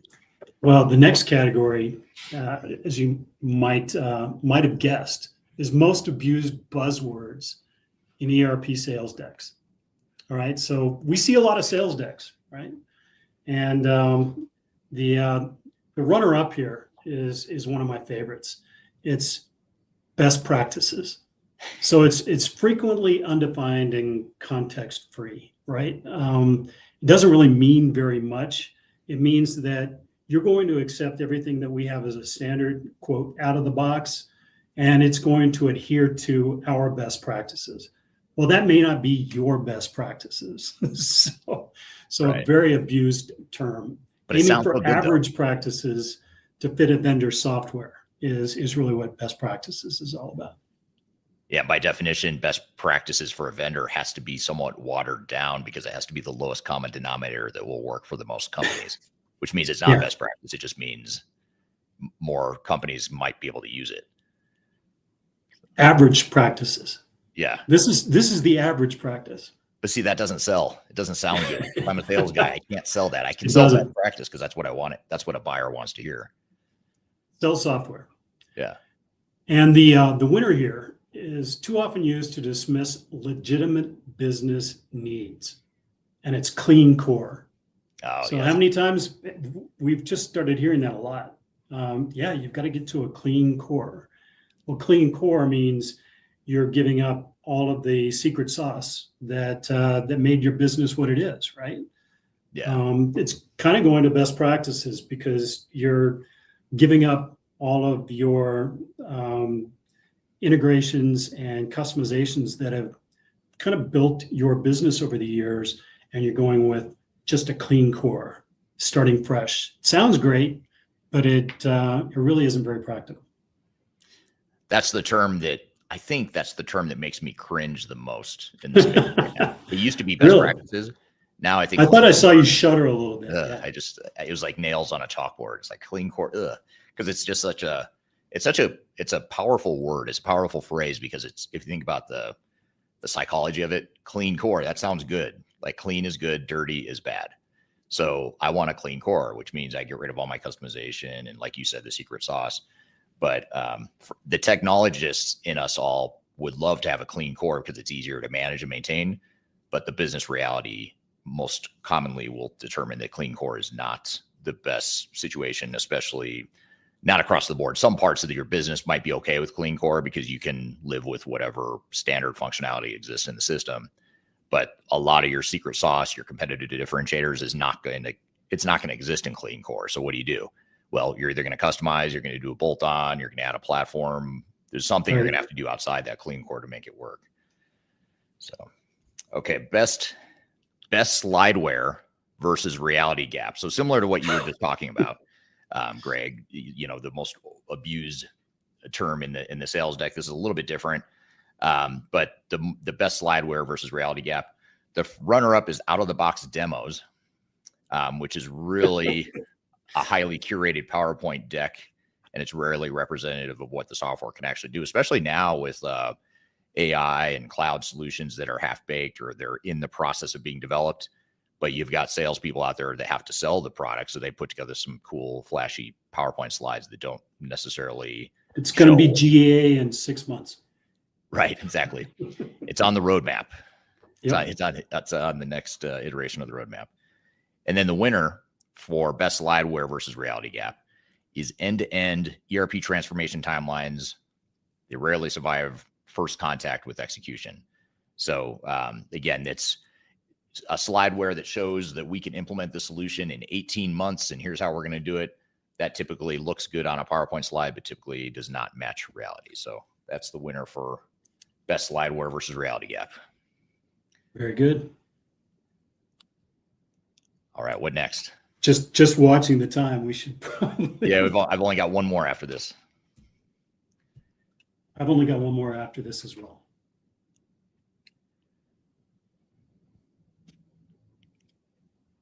So I think we're moving into a little bit different category, though. Surprise and Wildcat awards, right?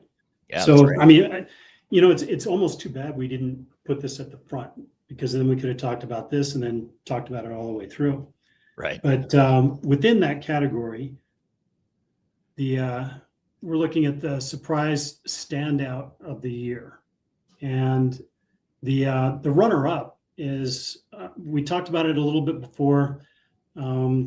This is one of those low code platforms. It's up and coming. You're going to see a lot about it in the next year. And Rapid is the runner-up.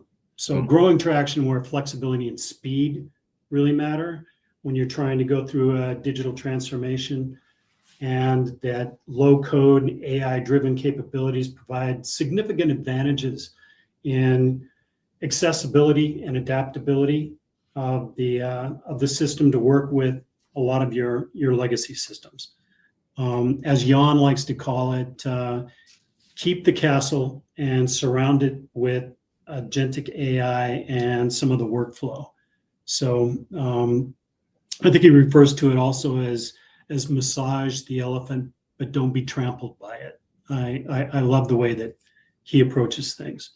The winner in this category, consistent execution without chasing headlines, industry-specific software built for better business, the strategy and a dynamic for long-standing executive team leadership with a strong recipe for success, and it's Infor again.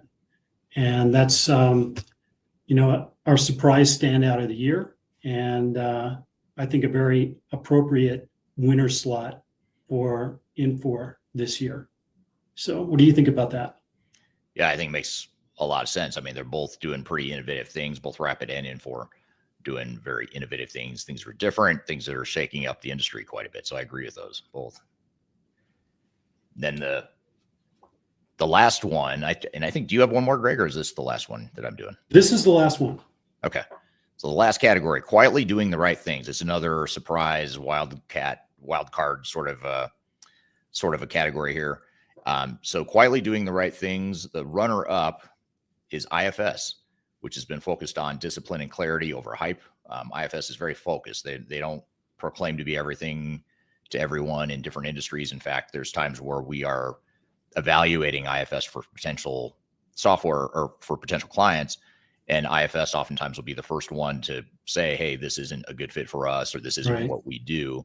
Whereas a lot of other vendors will just chase it anyway. They'll try to win the deal, even if it's not. Very honest approach. Yeah. So IFS is a run-up for quietly doing the right things. And the winner for the quietly doing the right things category is not only the product itself. This is more of a company-driven category, but it's QAD. Now, we talked about them earlier today. They've got their champion AI platform that they've recently rolled out. They've got their ERP tool set that is used primarily by manufacturing distribution types of companies, very much focused on manufacturing distribution. They're not trying to get into government or financial services, anything like that. So QAD, great leadership team, a total overhaul of their leadership team and the product itself. So a lot of good stuff there. So the winner is QAD for quietly doing the right things. What are your thoughts on that one, Greg? Excellent choices. And again, we're talking a lot about leadership teams in some of these vendor discussions. And as you're choosing a partner to be your vendor of choice going forward, after you get through that phase 0, right? The very important first part, you really have to look at their leadership team. You really have to look at their blueprints for what is coming next. You really have to know that they are going to be a great partner to you. And even getting back into that pricing category, right? So the negotiation all the way around revolves around all of those things that we've been looking at today. AI is certainly going to be an important factor going forward. Anybody that is not including that as a part of their fabric is losing out. I mean, it's just not going to probably be relevant in another 3 to 5 years. So choosing that partner for long-term success is really what needs to happen. Yeah. And I think these two do. So yeah, absolutely. Well, that's it. Those are the awards we've got for you today. We covered a lot of ground. We went long, so thanks for everyone hanging with us and staying with us. Thanks for staying on extra, Greg. But it was a fun session. Hopefully this gives you some things to think about as you look forward to your digital strategies in 2026 and beyond. If you are interested in learning more about trends in the industry and how different software solutions compare to one another, our company, Third Stage Consulting, is not affiliated with any of the software vendors that we just discussed, but you can learn more about different software solutions in the market and trends by downloading our 2026 Digital Transformation and ERP report. You can get that for free on our website. Just scan the QR code at the top of your screen here. We'll drop it in the chat as well. And I'd love to hear your feedback too. Those of you watching either now live or after the fact, would love to hear your feedback on these different categories, the different vendors that we talked about, your experience with any of these vendors, the good, the bad, the ugly. That's what we try to draw out from these types of conversations. So thank you for that. And thank you to Carrie on LinkedIn, who says, well done, gentlemen, very informative. So I hope you all found it informative as well. All right, that was great stuff. Thanks, Greg. That was a lot of fun to do and totally different than anything we've done in the past. And I think it's something we'll have to do again because it is fun. It's good. It's good to recognize software vendors for the work they do and to recognize where their strengths are, because every one of these vendors has very distinct strengths and they've got a unique position in the marketplace. And it's always good to understand how they compare to one another. So got a lot more to cover in this episode, though.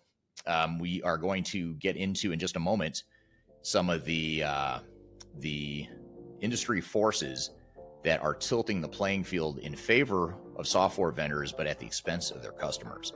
We're going to talk about what that looks like here in just a moment, but be sure to stick around. We'll be back with more Transformation Ground Control. Hey, feeling good. like I should.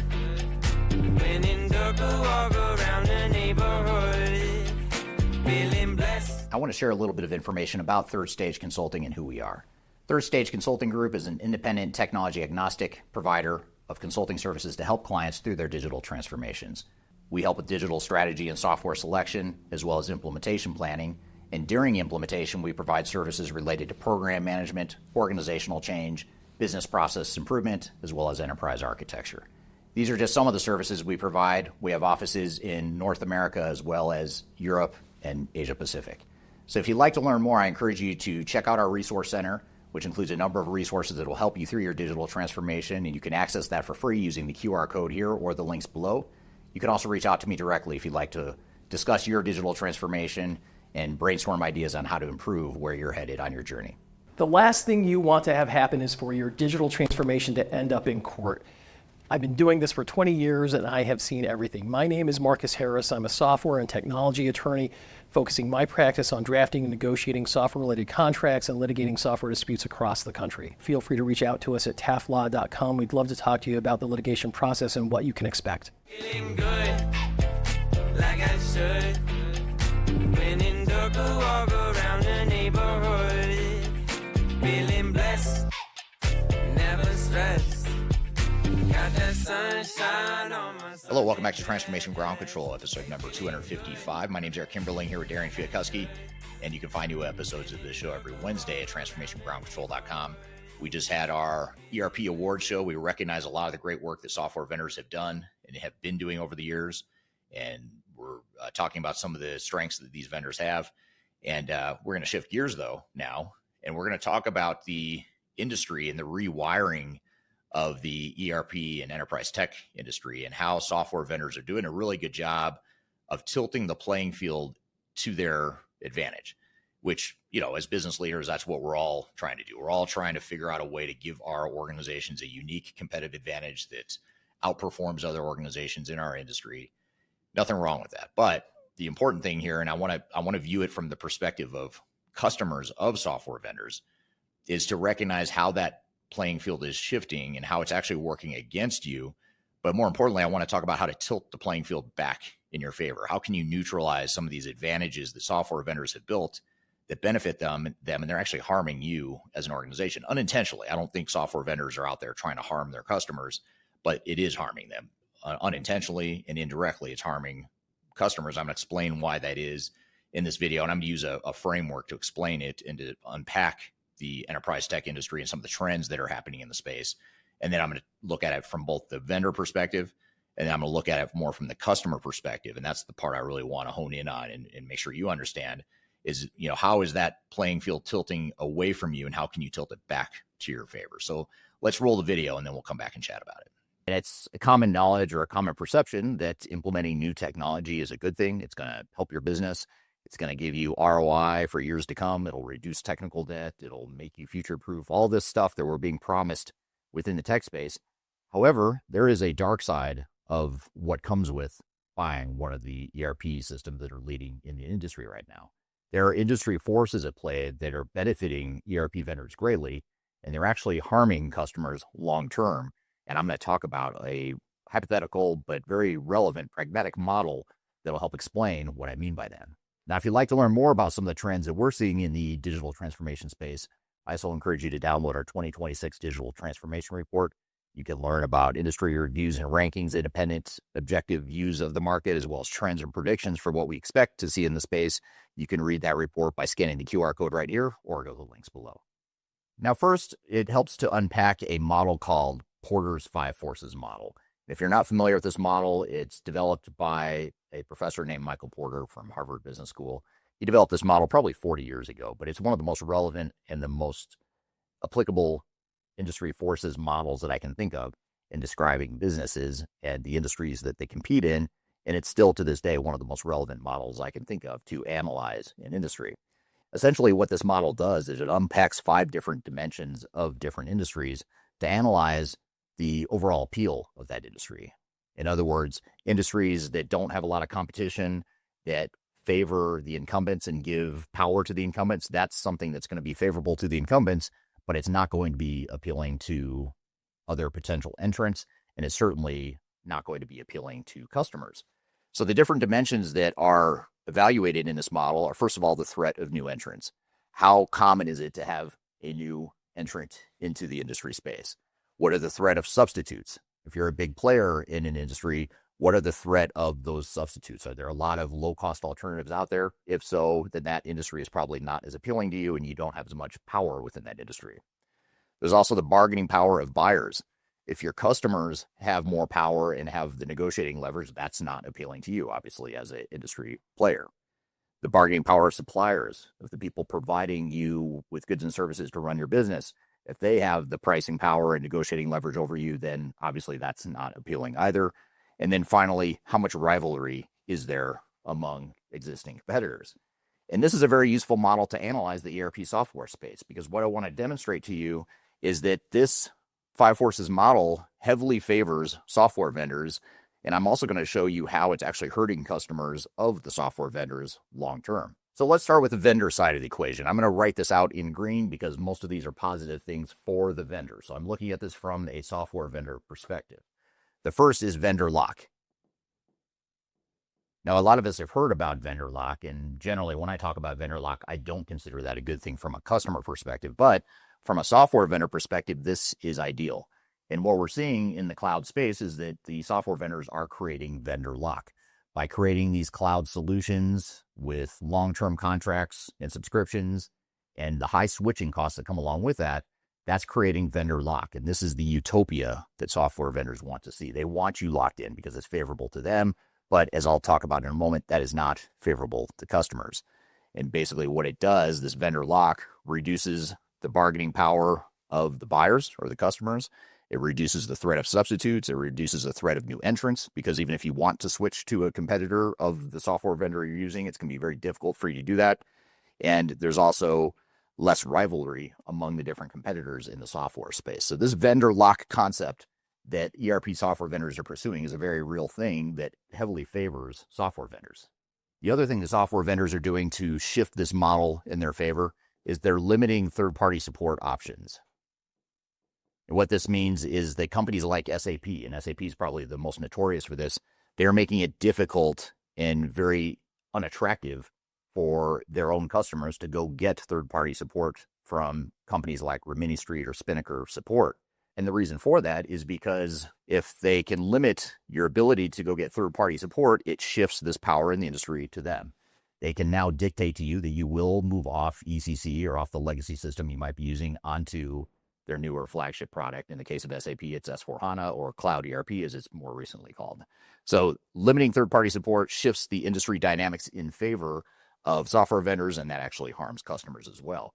This whole rush to the cloud and moving everyone to one single monolithic model in the cloud, especially when we're talking about public cloud, means that there's less options and less substitutes.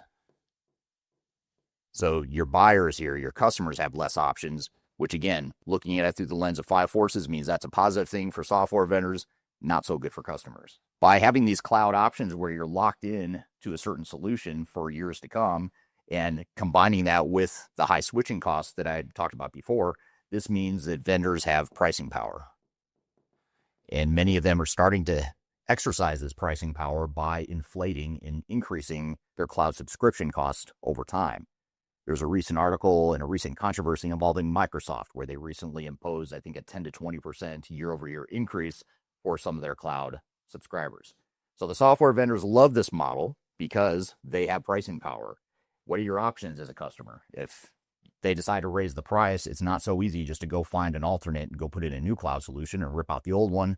You thought ERP implementations were difficult in the past with the on-premise model. Wait till you see the switching costs and pain that go along with switching from cloud solution to cloud solution. We haven't even begun to see that pain yet, but that's something that's favoring software vendors, hurting customers. And then finally, what the software vendors are doing is they're creating higher barriers to entry. Think about it from this perspective. If you're an entrepreneur, let's say you want to start a tech company that has an ERP solution for Fortune 500 companies, you're going to run into SAP and to a lesser degree, maybe Oracle.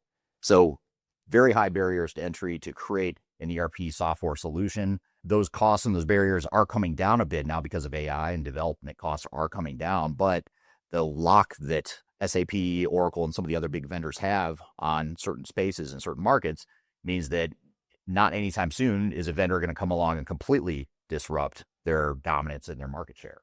Now, underlying all of this, and this isn't really captured in the five forces model, but something that's very real, is money.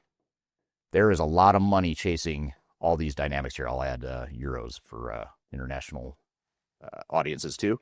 So a lot of money going into this in terms of investors driving up stock prices, rewarding software vendors for their ability to do these things. The software vendors that are doing the best are the ones that are doing the best job of migrating customers to the cloud, the ones that are getting their customers locked in, the ones that are getting them tied down to long-term subscription costs, and ones that have created high switching costs to where that is a safe investment for investors. So investors love this, which further fuels this entire machine. So let's shift gears, though, and talk about some of the ways that this model is harming customers at the same time it's helping software vendors. So what does this mean for customers? I already alluded to some of this, but number one, less choices. You don't have as many choices as a result of some of these industry dynamics, although I will say there are a lot of choices. You just may feel like there's not a lot of choices because the vendors are doing a pretty good job of locking in a large share of the customer base into their unappealing contracts and costs. Less pricing or negotiating power. So customers don't have as much pricing power as they once had.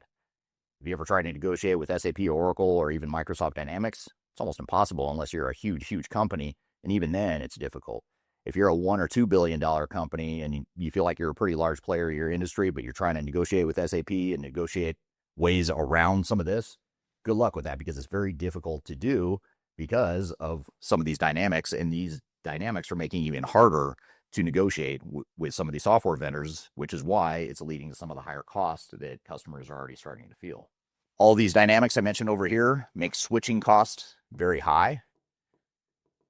And this might be the most understated one, the one that's most underappreciated, because think about the cloud movement, the cloud wave we're in right now. It's been going on for maybe 10 years now.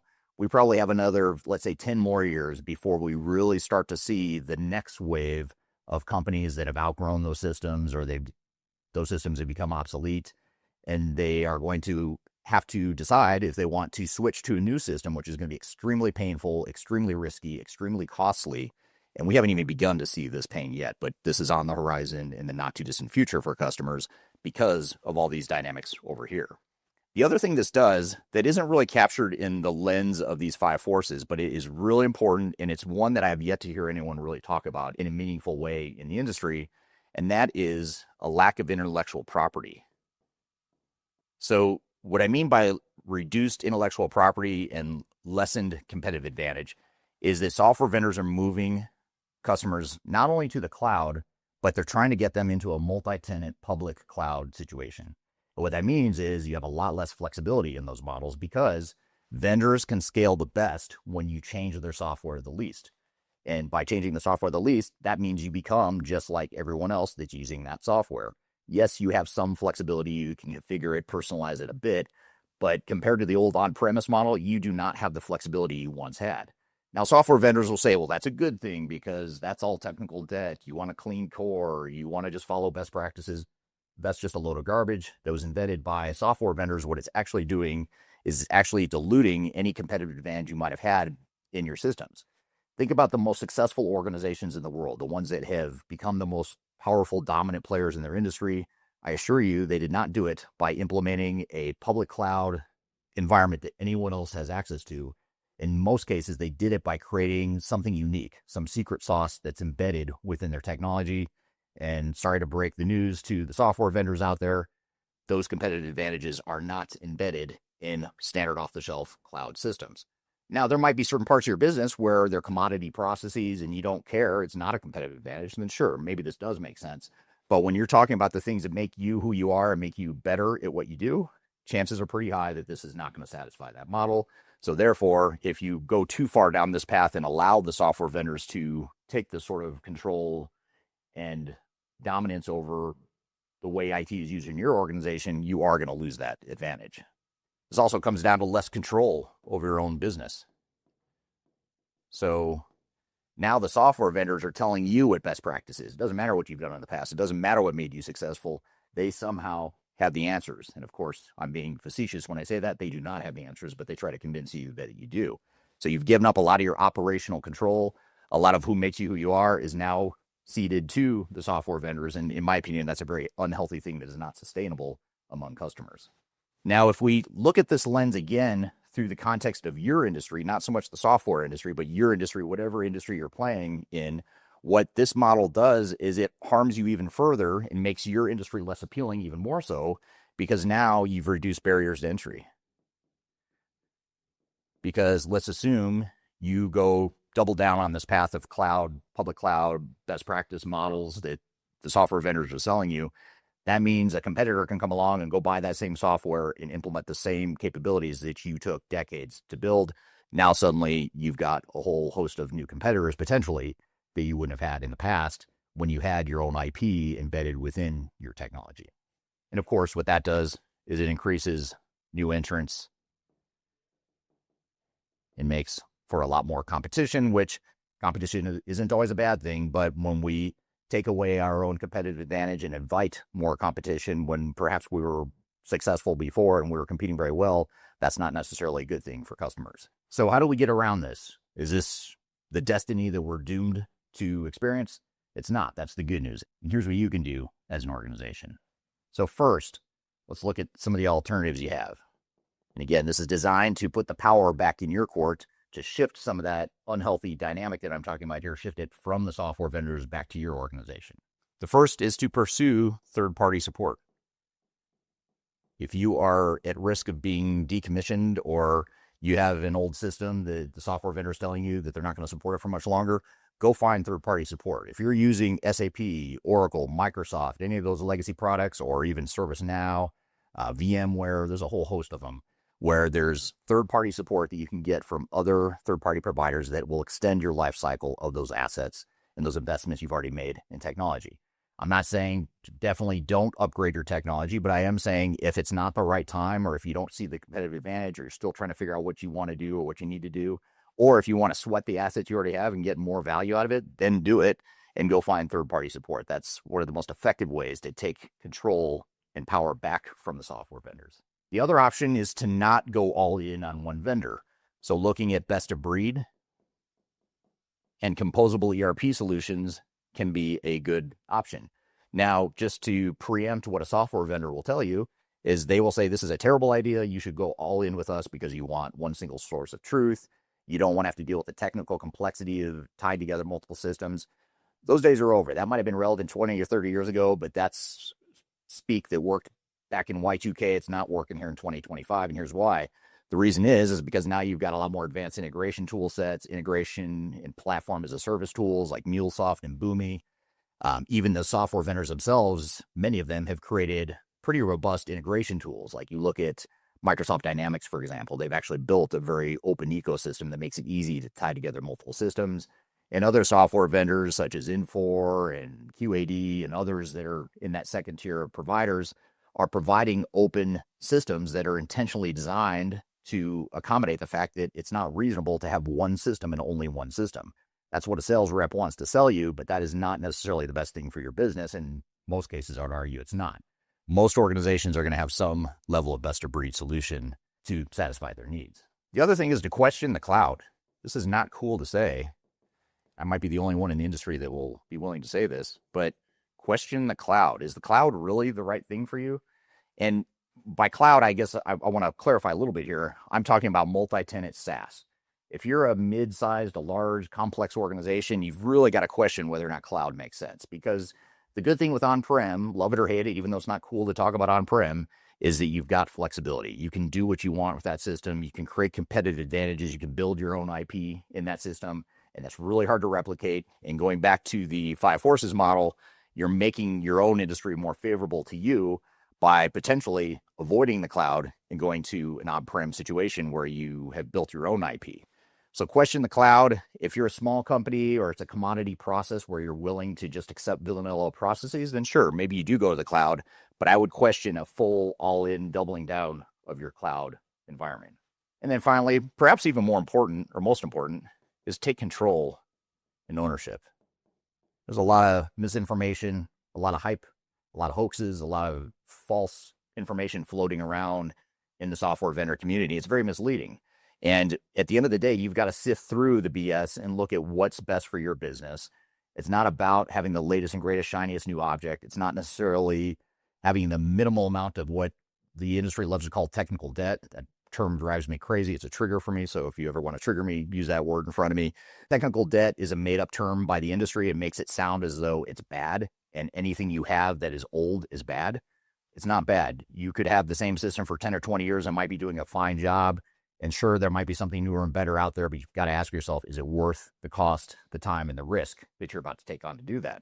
So take control and ownership, go at your tempo, manage the vendor, don't go all in with one vendor, and do these things, and you're going to create an industry dynamic that takes the advantage from software vendors and puts it back squarely in your core, which is where it should have been all along.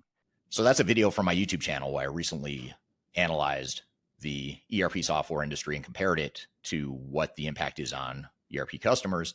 And I'd love to hear from you. I'd love to hear what you think. What are you seeing in the industry? What do you think the trends are? Do you agree or disagree with what my analysis shows?